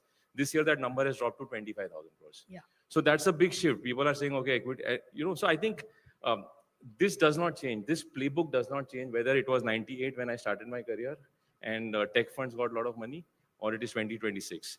So I think this playbook will not change, but through dialogues and conversations like this, if we are able to make small shifts every year, equally heartening is the fact that this year multi-asset funds have become 35,000 crores in flow.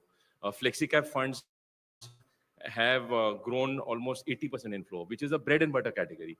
So that's a great sign that some investors are saying, let me not get into this large cap, mid cap, small cap, thematic, growth, value, momentum, so many levels, but focus on a core flexi cap strategy, focus on diversification through multi-asset. So I think there are good signs and the bad signs will continue. I don't, I'm a cynic in that context, that for cycles to happen, misbehavior has to happen. And there will be few investors every year who will graduate and migrate to become better investors. Okay. By playbook, I actually meant from a fund house perspective, what is your strategy and thrust for the year? We'll come back to that. Sure. Sid, you can take a shot at that. Yeah, so you want me to answer So the how playbook? many funds do you have now? You've rolled out the fastest rollout we have seen in fund houses is We've just closed fund number 10 in the 10, first right. 5 months. So in terms of the playbook, and I'll link it to some of the themes as well. I think asset allocation starts becoming much more of a talked about topic amongst a lot more investors next year. So, and we heard this in the previous panel as well, right? So really thinking about what are the core exposures, what are the satellite exposures. We're already starting to see that come through from the investing population. And our rollout has reflected a bit of that. So even the first 10 funds that we launched, we're trying to hit, cash, core equities, have some satellite exposures like small cap, mid cap available as well, and then arbitrage more recently as well. So I think that's a theme that we want to follow. So we want to build kind of the suite of offerings that become available.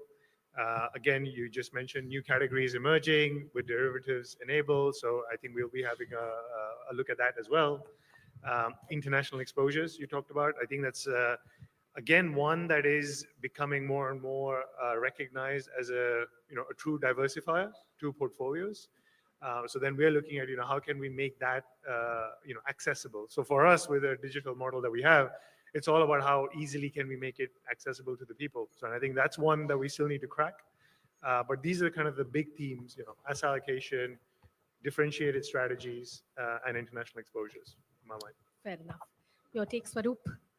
From a 2026 perspective? Yes. Yeah, I think we just gave out our yearly view, and I have a very, what can I say, very philosophical view on 2026. It's like if It you, is a good time. End of 2025 should make all of us philosophical. yeah, I mean, but when you look at what's happened at the underlying, and here's my personal opinion, that it's like, you've played the first evening of a cricket match, and towards the end, bad light has ended it, and overnight there has been rain, and next day when you come to bat, that is 2026, all the rules have changed. When you look at the rules of the asset class and what we call the democratization of bias is what will unfold in 2026. And I dare say all portfolio allocation rules that existed till today might not have any correlation to what you will do from 2026. That is what is the dramatic underlying impact of what has happened. Sorry, repeat that. Yeah, that's a good question now. Let me get Yeah, warmed up. I mean, Okay. this needs to be Okay. internalized. So when you have the largest economy of the world changing behavior, the rest of the world changes behavior. I don't know whether equity will happen or not next year, but I know for sure that sovereign will continue to buy gold till the polarity of the world exists. So this entire thing of gold being a hedge, and I'm not linking it to returns, I'm just talking about portfolio allocation, that gold being a hedge to equity stands completely dismantled.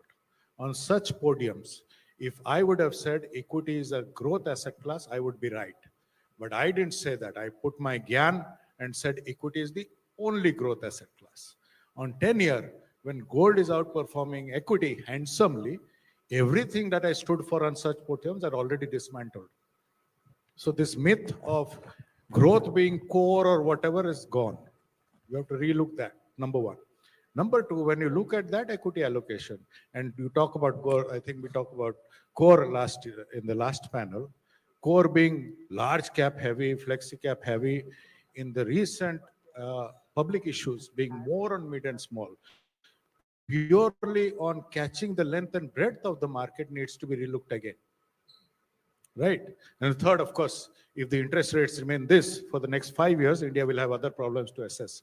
Rarely are you sitting on this incredible position as an investor where all asset classes look very different and favorable to you, but the rules of asset allocation have changed completely. So if you don't do that, you will be the return chaser which you were. And unfortunately, I think it's even worse in 2025 than when we started our careers. And see, we are getting our money. We're getting 25, 26,000 every month, the industry. Most of the AMCs are growing. Market is also getting net money. Market is also growing. Unfortunately, investor is exiting. My humble request is you can exit, but write that NAV that you exit and compare it to the NAV of the same fund 5 years later. If you are buying small cap so confidently 2 years back, why are you not buying the same fund at a better price today? Leave the problems to the fund manager. People are becoming fund managers over fund managers.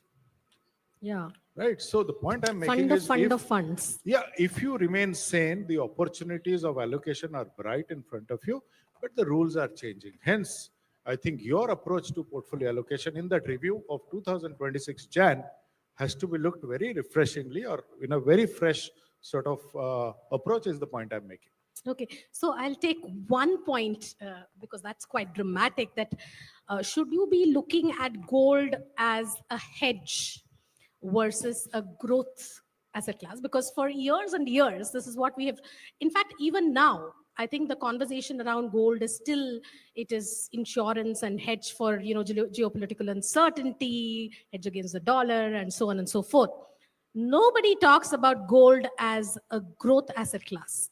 First of all, I'll come back to you. The question to you is, are you hurting from recency bias? But you first. See, I think this comment should be made 1 year back, not today, that gold is a growth asset class. After it goes up 100%, it is recency growth bias. asset class doesn't mean, doesn't stop with 1 year, right? Who knows? So do you have a framework to say that 1 year later it will be higher or lower? On what basis? See, today I think everyone is talking that central banks are buying, but they've been buying for 4 years.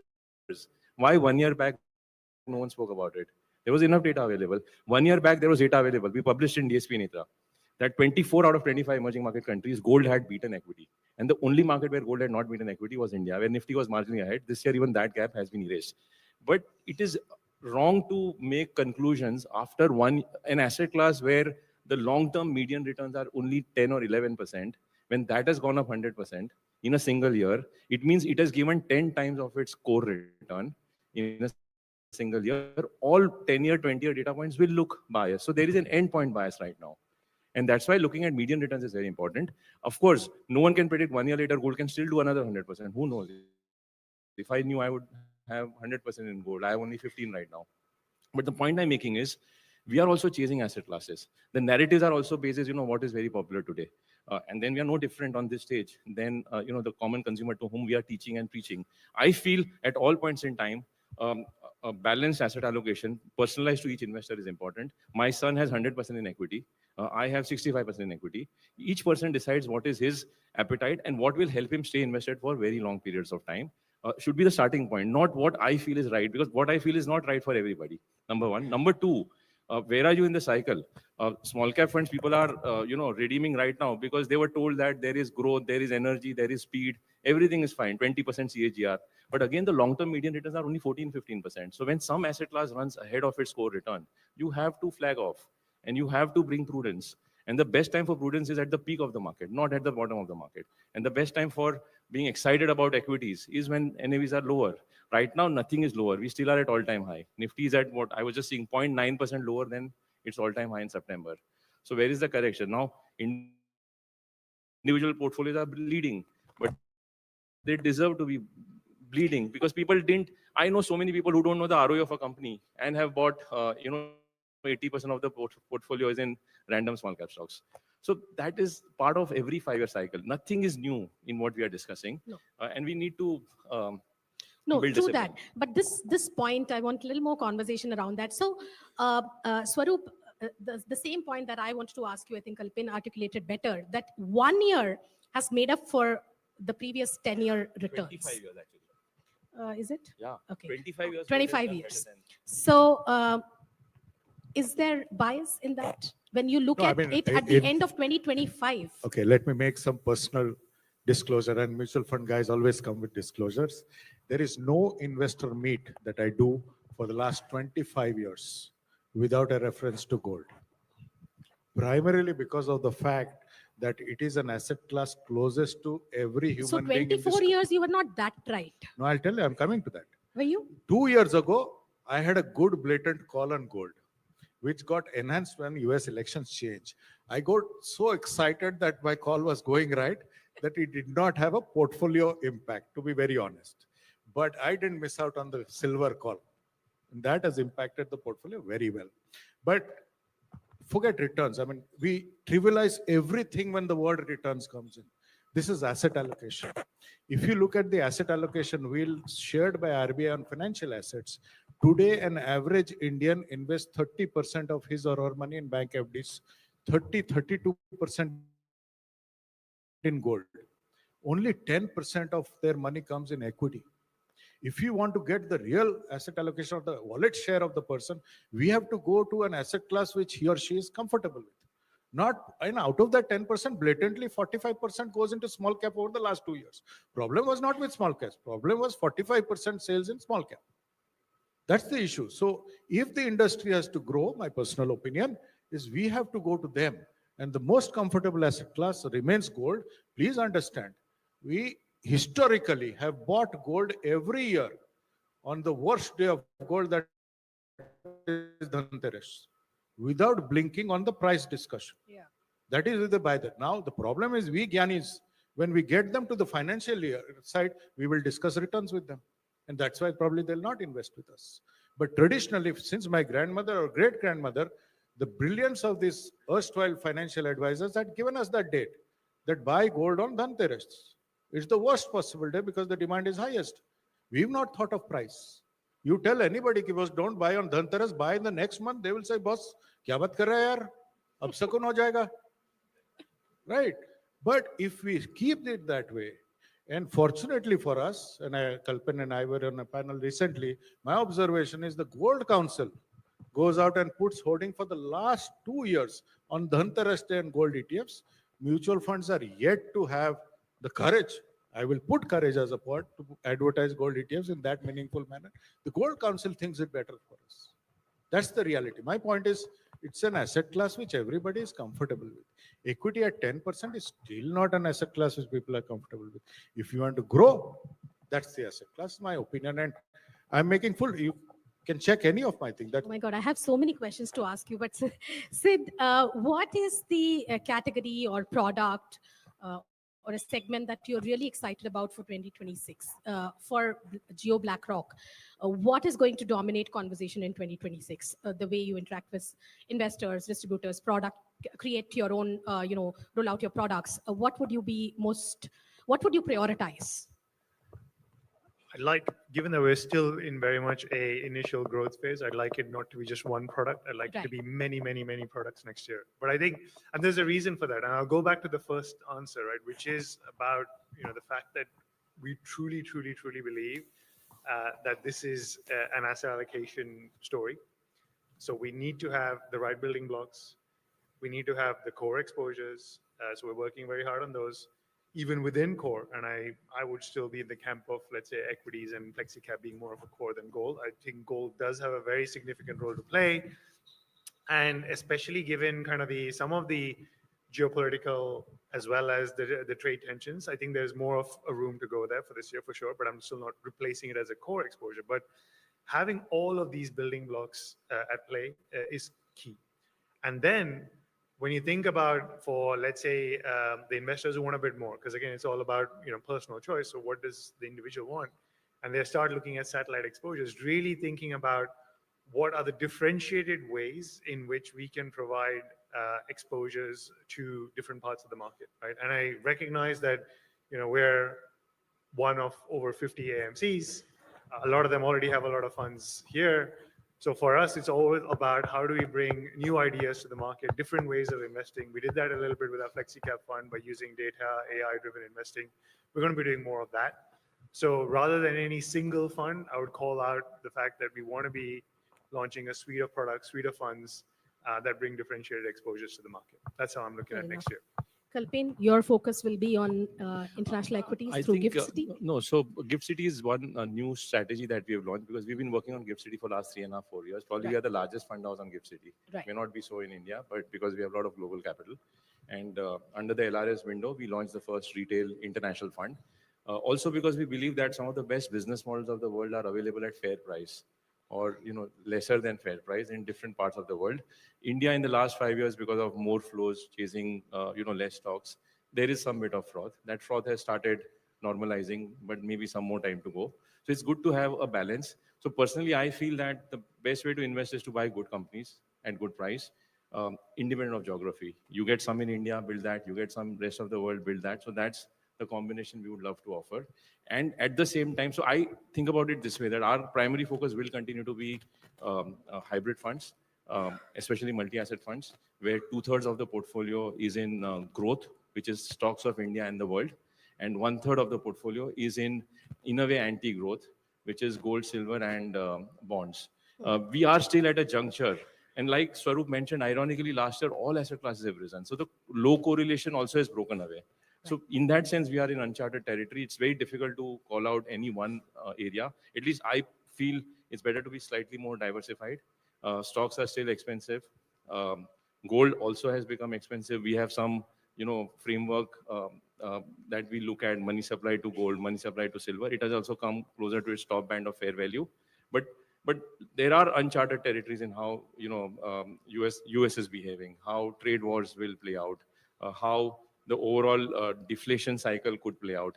And there could be periods where gold could correct as well, or it could go up. I don't have an answer on how the direction will be, and which is why broad-based. When you don't have an answer, I look at it this way, that I am less confident. And when I'm less confident, I will diversify. Fair enough. Sid, will you come up with your products out of the Gift City? Are you thinking about it? Yeah, absolutely. We're looking at that as well. So like I said, asset allocation is a story. This is a real diversifier. And again, we, as one of our sponsors, BlackRock, have the ability to offer very differentiated products to the market here. So looking at that. And again, I think the key is the how. right? I think the what we kind of have figured out because we've got the underlying funds at BlackRock Yeah. already, but it's about the how. I think like LRS, there is a lot of frictions. That you can still get it done, but it's still frictional. So us being a digital first asset manager, we're really looking at how can we get the digital ecosystem to a place where we can remove those frictions. And I think that will be the biggest enabler for providing access to those exposures. And I think Right. that will be the How- game changer. How friction-free is Gift City? Not yet. Yeah. Because you have to first transfer money from your India bank account to Gift City. You have to instruct the bank to transfer it using that A2 form. And even the CAMS ecosystem is not yet ready. Today, if I want to know the NAV disclosures on the app are still not integrated through APIs. Right. Redemption APIs are still not in place. So there's reasonable amount of friction. And I wish they were first and they would have sorted it by now. Then we could have, played on the guardrails they have created. But there's a lot of learning curve. Everyone is working hard. Hopefully in the next 3 to 6 months, it will become completely friction-free. Lastly, even today, you have to fill up a form. It's not completely digitized yet. Yeah. And also, one thing, while I'm very excited about our LRS fund, but I'll also highlight that investors should also ask their bankers for better currency rates because the currency transfers Yeah. typically tend to happen Escalate. at 1.5%. And assume if it happens on both the sides, whatever alpha you would get. So it's very important to educate people. So there is, of course, glamour of global investing because of last 5-year returns. But I always feel also show the other side of the coin Right. of what are the other risks that you costs, should be yeah. aware of. So do you think this international investing out of the Gift City will become friction-free at all? Because there is a reason why that window of opportunity to invest international markets for global investors is shut, right? There is a reason for that. See, I mean, I'm not the right person to comment on the reason. No, The as an industry voice, what do you think? Ideally, an investor should be allowed to invest, right? If No, we are the saying- question is, do you think it will become friction-free? No, I don't think so. I mean, You don't looking think at so? the environment, just being honest, I'm just hopeful that all of us on the international side in Gift City keep it a little low key so that we don't catch Yeah. attention. But thankfully, the flow of funds is not that great on the Gift City side. Still early days because the backend is getting created. Once the backend is created, and I hope that is taken more seriously. There's a lot of scope on the LRS side that can be really dug into. And from a portfolio allocation perspective, it's absolutely essential to be there. If you're not there, it's your problem. With all humility, this product of mine, and please, I'm not selling a product at all. This product called Fang Plus has unlearned everything inside me. Right? I still do not know why people buy that product at 9, 10 to 22% premium in the market. Yeah. But people buy it. And for the last 3 years, they've been right. I've been wrong. I've been sending letters, don't buy. But they are buying, somebody not buy, saying that you can say there's a premium, but don't say don't buy. Right? I mean, this complete universe is moving from what we call risk-averse investors to risk-seeking investors. And that's where, the game really changes. And spaces like Gift City play a very, very important part. But from an ecosystem, let me point out something. How many accredited investors in India? Hardly. Last time I was in SEBI, I was told 644. Yeah. Now, if I am an accredited investor, those thresholds don't matter to me. What's stopping the ecosystem in building accredited investors, right? There's a bias to not building it, but if you are an accredited investor, all these things of Gift City can become a little more seamless for you. But a lot has to happen on the ecosystem for it to build, but it's Sure. early days. But I see that single regulator to be very powerful in coming times. Yeah. Kalpin, you want to add No, something? I think while currently there is friction, but I'm hopeful because we engage a lot with the IFSC team and they are working very hard to solve these things real time. And one lens through which I think they are also looking at is while Gift City's original purpose is to attract global capital into India, and which we are all solving for, but with so many of us now offering investment management on global stocks, this is also trying to capture the global profit pools. Yeah. So a lot of NRI money, which is investing in global asset managers for their global stock portfolio, why can't we manage it out of Gift City? So I think at some point regulators do see that also as an opportunity, that how can we get other countries' capital, even if it is invested in global stocks, but the manufacturing is shifting here. We want to export. in so many industries. This is in a way exporting in our asset management industry. And I do feel that I would be hopeful that things will become far more seamless and positive. Sure. Swaroop, your priority for the year? No, I think priorities, I think I'm very fortunate to be an asset manager sitting here in the country today. It's a brilliant time to be an asset manager. Thankfully, we don't have to choose products for the investor, right? Our job is to create products. And in the 18 years in India, please check our commentary. We've never given a product specific commentary. Our job is to build track record on the all the products that we bring, and we'll continue doing that. Yes, we see a lot of change in the underlying demography of investors coming in, and we have to cater to the young. So some of the products that will come from our side could be higher up on the risk profile, and will cater to people who understand and are quite comfortable with that risk. And I dare say, I see that part of the investment universe to be growing, right? I don't think my son will put FlexiCap as the core of his portfolio, and I see the number of investors in his age group growing for our industry. Unless we cater to them, there's Bitcoin for them, is my opinion.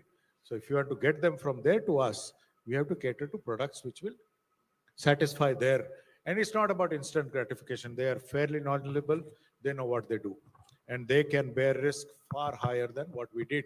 And that's where 2025 is sitting. So across board, whether it's equity active, equity passive, debt active, debt passive, Gift City, SIF, maybe we'll talk about a venture capital fund next year.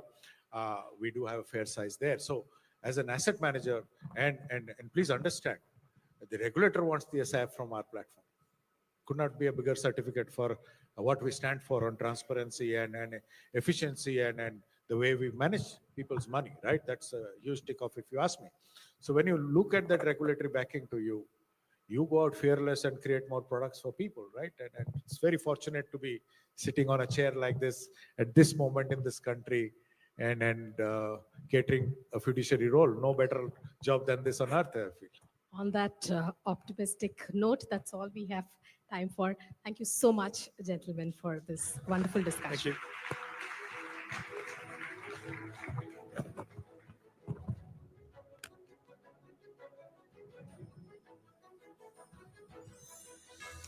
Thank you all for that discussion on industry evolution and strategic positioning.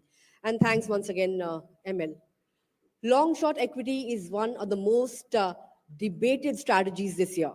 With SEBI's approval of the specialized investment fund structure, fund houses can now offer schemes with up to 25% unhedged short exposure. But India's market with high stock borrow costs, concentrated liquidity, and shallow depth makes scaling challenging. The question is whether long short can succeed here and if investors understand the trade-offs: smoother volatility, moderated returns, and higher costs. To have this discussion, let me invite on stage Gaurav Mehta, Head SIF Equity SBI Mutual Fund, Bhavesh Jain, Co-Head Factor Investing Edelweiss Asset Management, and Sandeep Tandon, Founder at Quant Group.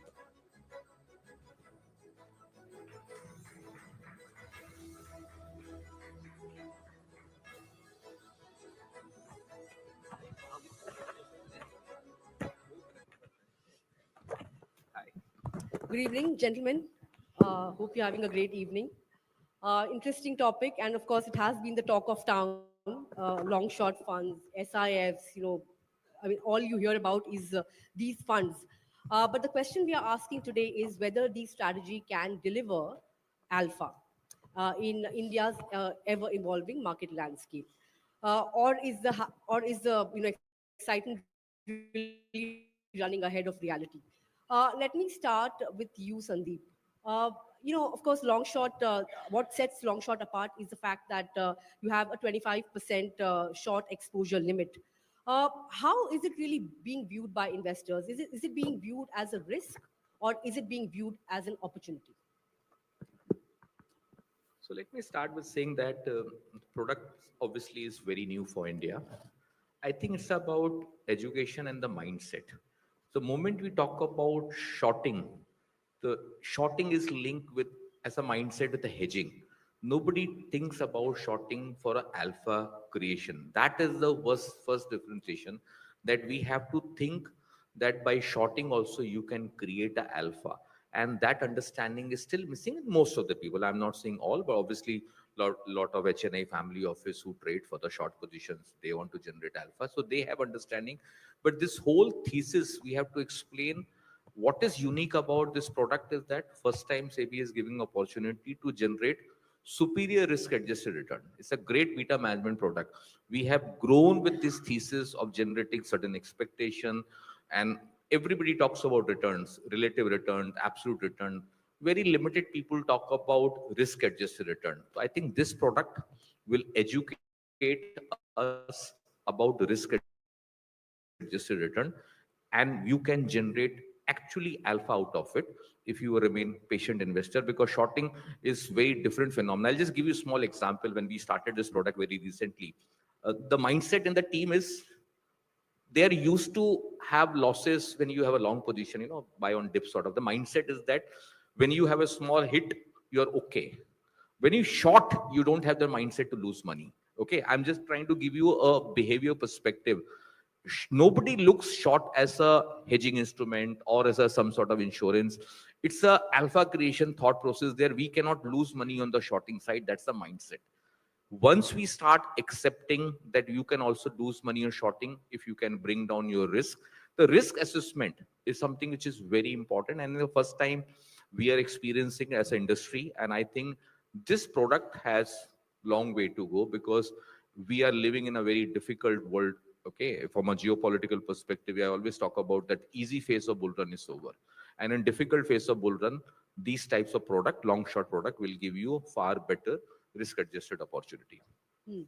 Sure. Let's delve into strategies, because, as you mentioned, it's a very difficult product to really understand, and of course, a lot of education is also required for that. But SBI has also, I think, launched a hybrid long short fund, right?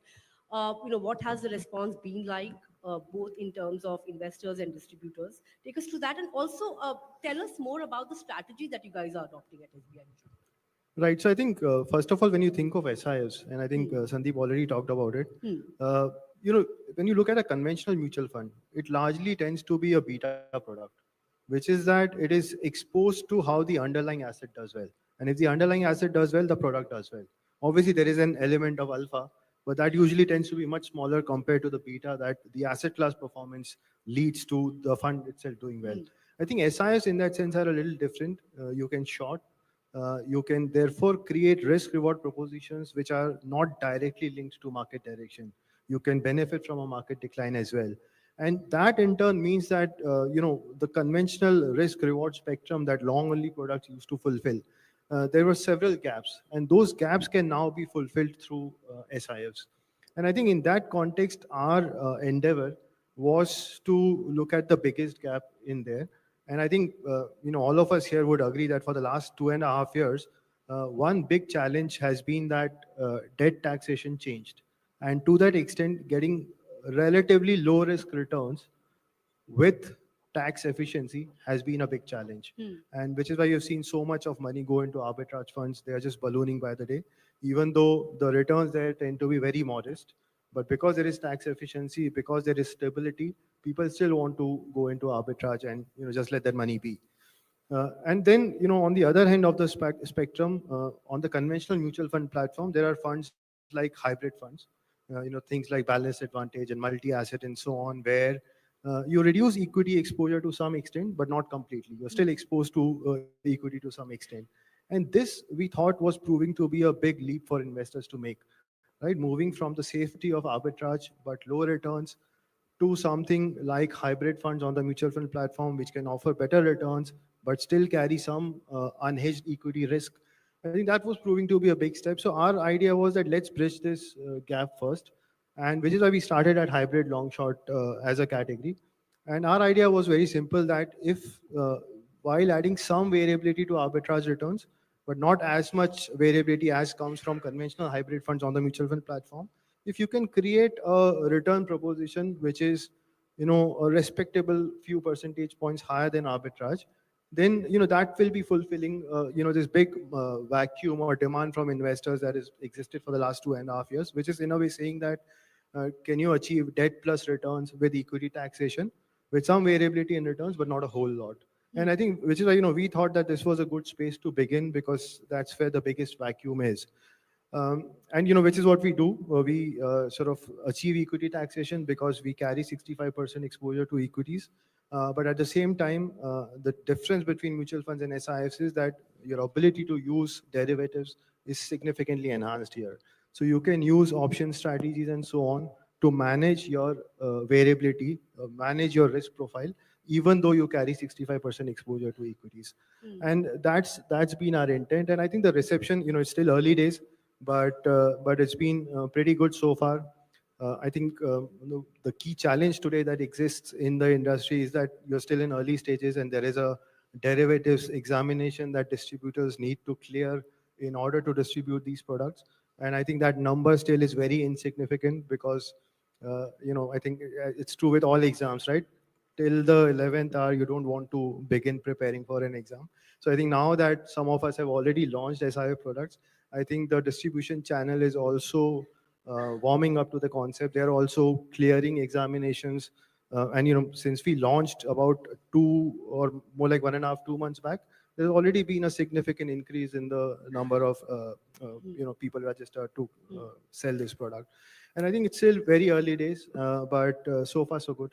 Okay, so far so good. But just want to understand hybrid equity. I mean, what is the allocation strategy there? Right. So in our product, we would allocate 65 to 75% to equity. You need that to get equity taxation. The only from a regulator point of view, the only if you were to think of definition of hybrid long short category, you are largely allowed to invest between equity and debt as two primary asset classes, and you have to have minimum 25% in each of them. Okay. So to achieve equity taxation, equity for us is closer to the upper end, 65 to 75. Debt for us is 25 to 35, and up to 10% leeway we've allowed for REITs and InvITs. But again, just to clarify here, when I say 65 to 75% to exposure, this is not complete uncovered exposure exposed to all the vagaries of the market. We use option strategies like selling call options to earn some premium, using that premium to fund the purchase of put options to protect ourselves from the downside. And we use these strategies on almost all of the equity portfolio such that it's not exposed to infinite risk if the risk even materializes. So to that extent, this product is still correlated to the market, but the beta or the sensitivity to overall market moves is extremely low. Coming to you, Bhavesh, yield-wise as well, what are you doing differently? What are the strategies you guys are adopting at your fund? And what is the kind of response you've got so far? Sure, I think as Swaroop mentioned in the previous session, that we don't have to select the product for the client. We just have to build a track record.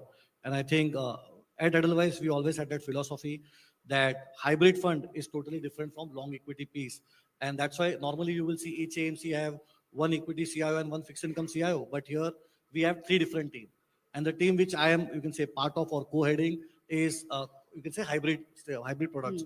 So having that experience of managing arbitrage fund, balance advantage fund, multi-asset fund, equity saving fund, we thought that now if we are able to run a product which will in a way enhance our return without adding meaningful risk by using some of the derivative strategies which were not allowed to mutual fund. And if we are able to deliver arbitrage plus 3% kind of return, that will be a great achievement. And to get that, we are not even, you can say, using derivative to make money by going short on market. We are just using option writing, which in mutual fund is allowed only to a limited extent, covered call only in Nifty 50 stocks. Here, there is no such restriction. So doing covered call, doing covered put, if we are able to generate that extra return, it is like an arbitrage plus strategy. So we are doing a lot of debt, a lot of arbitrage, and then all the special situation available in market, whether it is IPO, open offer, merger, demerger, because see, finally the end goal is to make 2.5%, 3% above arbitrage. Part of that will come because of higher allocation to, you can say, duration, higher allocation to some credit. A part of that will come because we are not selling futures, we are selling options. And then a part of that will come from special situations. It is not that in mutual fund you are not allowed to do all special situation, but when it comes to arbitrage, you are not allowed to do a merger trade or an IPO. But now in SIF, you are allowed to do all that things.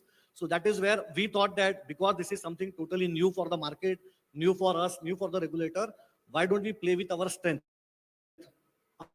Our strength always have been the hybrid products, and that is why we went ahead and launched this product, the first one. Both things, one, it was playing to our strength. Second, as Gaurav rightly mentioned, the biggest gap we today see is for a fixed income investor. Earlier, you used to invest in fixed income mutual fund, taxation has gone for a toss. Arbitrage still doing better than liquid, but absolute return have come down because of this interest rate cut.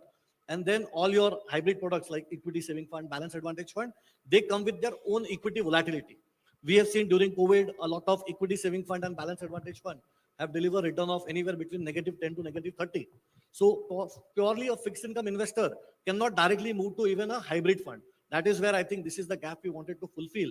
And SIF with, you can say, higher utilization of derivatives, which is not allowed in mutual fund, is the product which can deliver that, you can say, in a way, not risk-free, but with very little volatility. So again, 2 months is a very small period. But if I look at last 2 months of our performance, our portfolio beta is 0.08. Our standard deviation is less than 2. So a product which is able to deliver arbitrage plus 2 to 3% return with this kind of beta and this kind of volatility, definitely it is a scalable opportunity for us. Sandeep, what do you think? You guys have just launched QSIF X100, right? So that excludes top 100 companies in terms of market capitalization. Do you think this is an impediment, or I mean, how are you approaching it? See, let's understand when we talk about long short strategy, globally, these are known as a well preservation strategies. So see, the challenge for equity market is about beta. So everybody loves mid and small cap returns. When the downtrend comes because of high beta, they correct sharply. Okay. So when we're talking about SMIT portfolio, obviously in the mutual fund A, the SMIT portfolio is not allowed to combination of mid and small put together, which is the case regulator has allowed us. Now the edge is that how you use this product. We are launching these products on relative to mid and small. This is not a category which you look at in isolation. We are very clearly saying mid and small along with this. So we are talking about 25% shorting opportunity along with mid and small opportunity. So it's a better beta management product on the SMIT side. So obviously if market rallies and you can participate, there's no restriction that you have to run long short on continuous basis. Okay, there's no such restriction. We can even run 100% long. There's no restriction on that. But if you believe that the risk off period and market can correct, then you have opportunity to short the mid and small basket. So very important for us to understand mid and small in the SMIT category, you can only short in the SMIT space. You cannot short through large cap, where in the equity long short, we have a flexibility to short anything. So it's an opportunity. So we are very clearly saying that, let's say first we're talking about equity long short product. So we are saying it's managing like a flexi cap plus something. Okay, it can be marginal negative returns also. It's not possible all the time. But what is the endeavor? Endeavor is to generate alpha over above that. So we believe in a difficult risk off environment, equity long short product will generate flexi cap plus return. Similarly, SMIT will generate a mid and small plus return. And obviously, if you can cut down the beta significantly, then it's a great product. Okay. So we have to understand, and timing can't be better than that. Okay, because you look at last 1 year, market has corrected, consolidated, mid and small has corrected. Liquidity is also being a big challenge in some of these places. So it's a unique opportunity that market has gone through a phase where people have understood the importance of shorting or importance of managing beta in an effective manner. So it's easy to sell and easy to convince people that this is a unique opportunity is there. We as a house are very optimistic, so that so far we have only seen one way of looking at generating alpha. This is the first time such products are coming. The only differentiation is that a lot of people come and ask this question, why the schemes are underperforming. Okay, so they don't want to have underperformance also when market is rallying. So you have to be very clear on relative basis. If you're on a raging bull run, these product will underperform because you have element of short, and some people will do it. But if you are in a volatile market, downtrend market, or difficult phase of market, where the market is not going anywhere, these are the strategies will generate alpha. So it will generate alpha over above your benchmark also.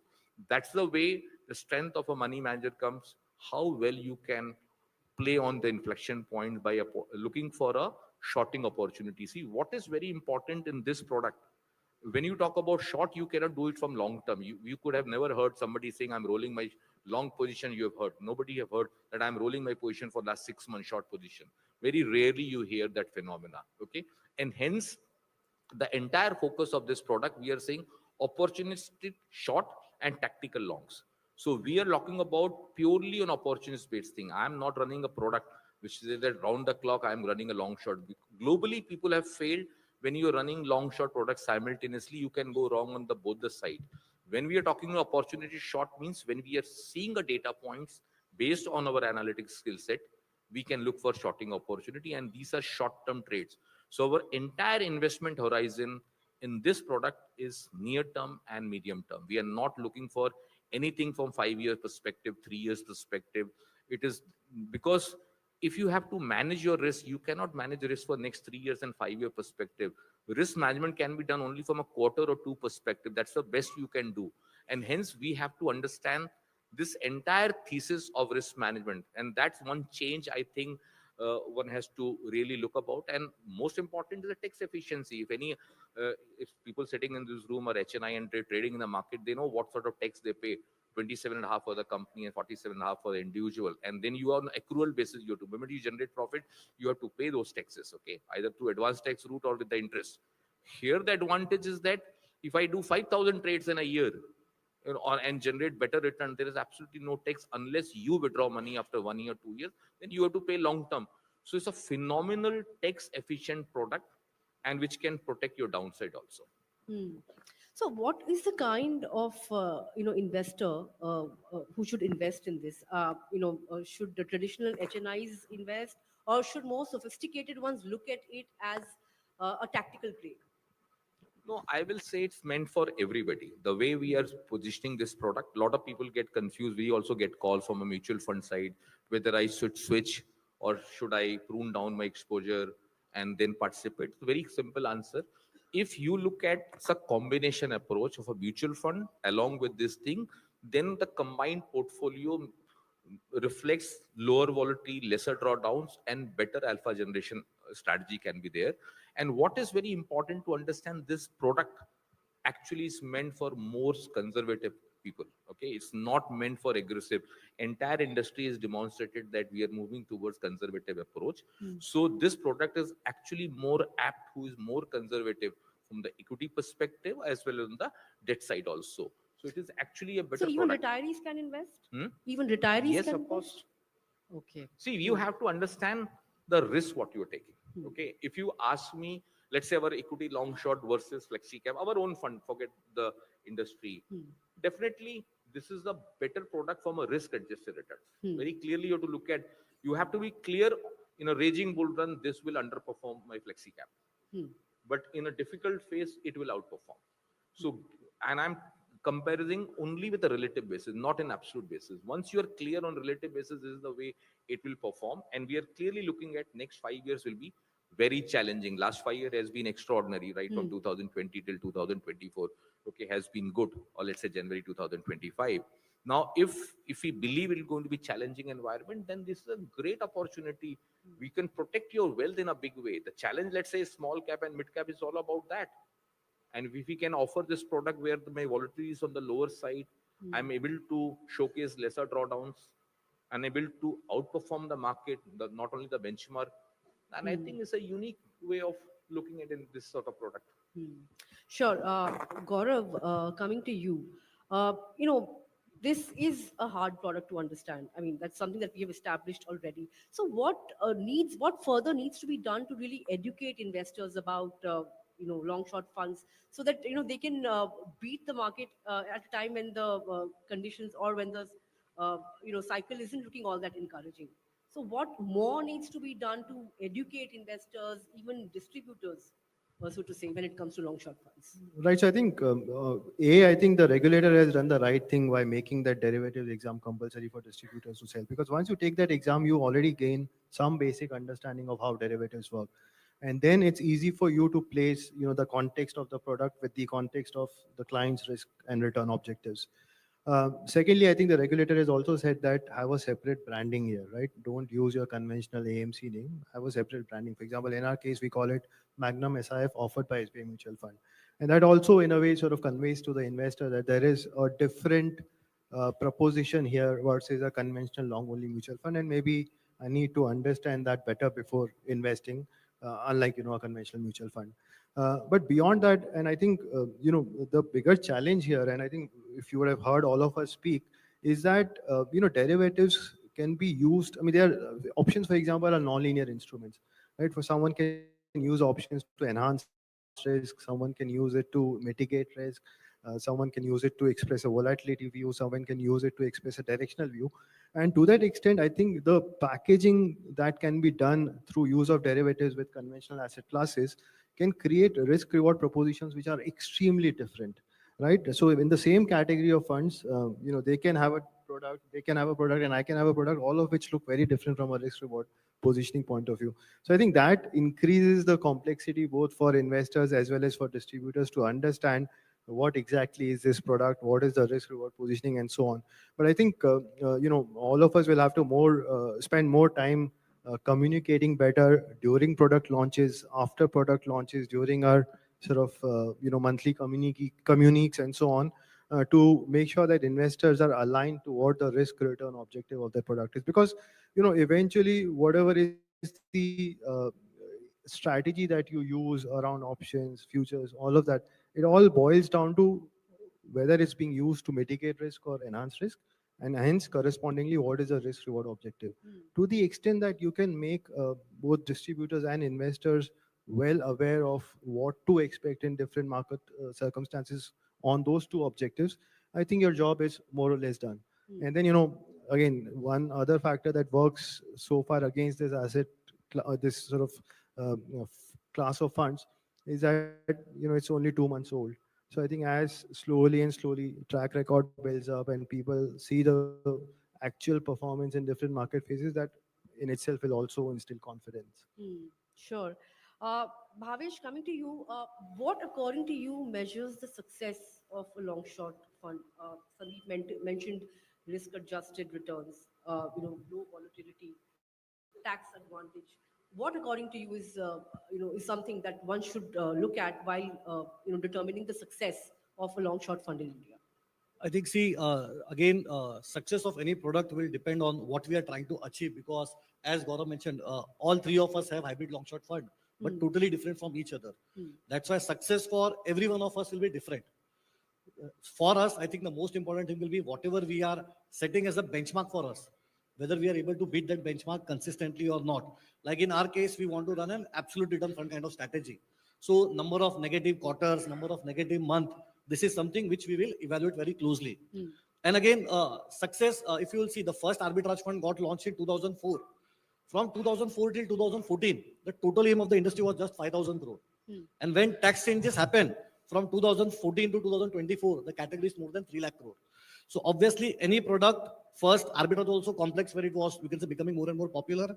But entire industry put in a lot of effort to make people understand the risk, return, profile, what is the expectation and what is the returns you wanted to prove. And after, you can say, few months, few quarters of track record, the category now is one of the fastest growing category. I think same thing will happen over here. It is still early days.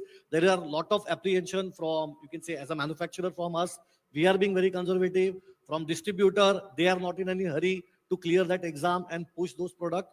And from client point of view also, market anyways have not done, you can say, anything great over last, or you can say 12 to 15 months. So they are also not in any hurry to try anything new. But if you see in our NFO, we collected close to 300 crore.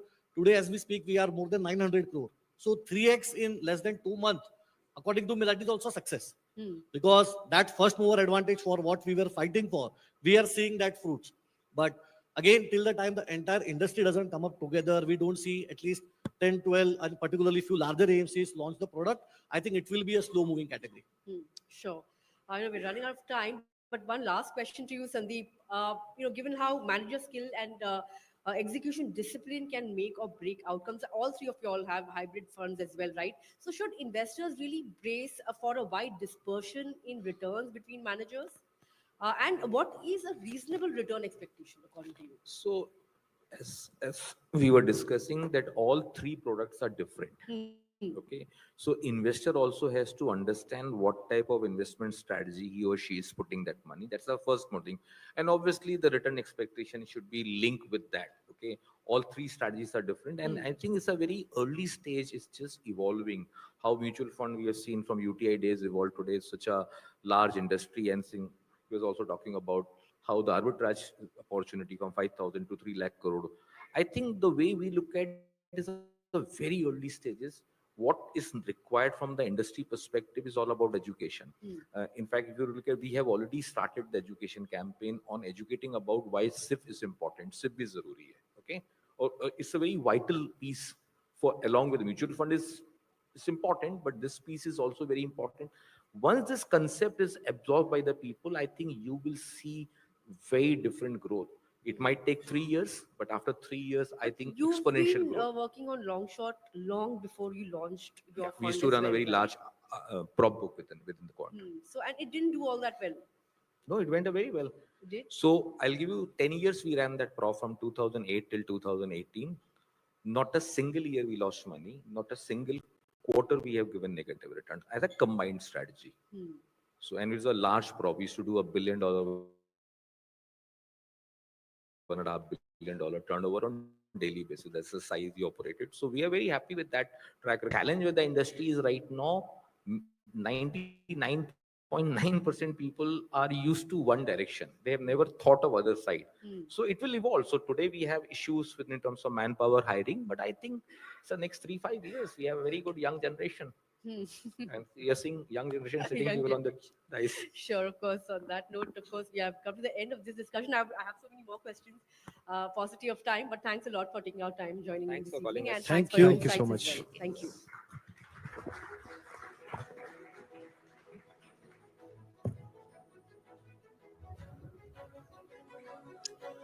Well, before we draw the curtains on this inspiring evening, may I please invite Nalin Mehta, Managing Editor, Money Control, and Chief AI Officer, Editorial Operations Network 18, for the closing address.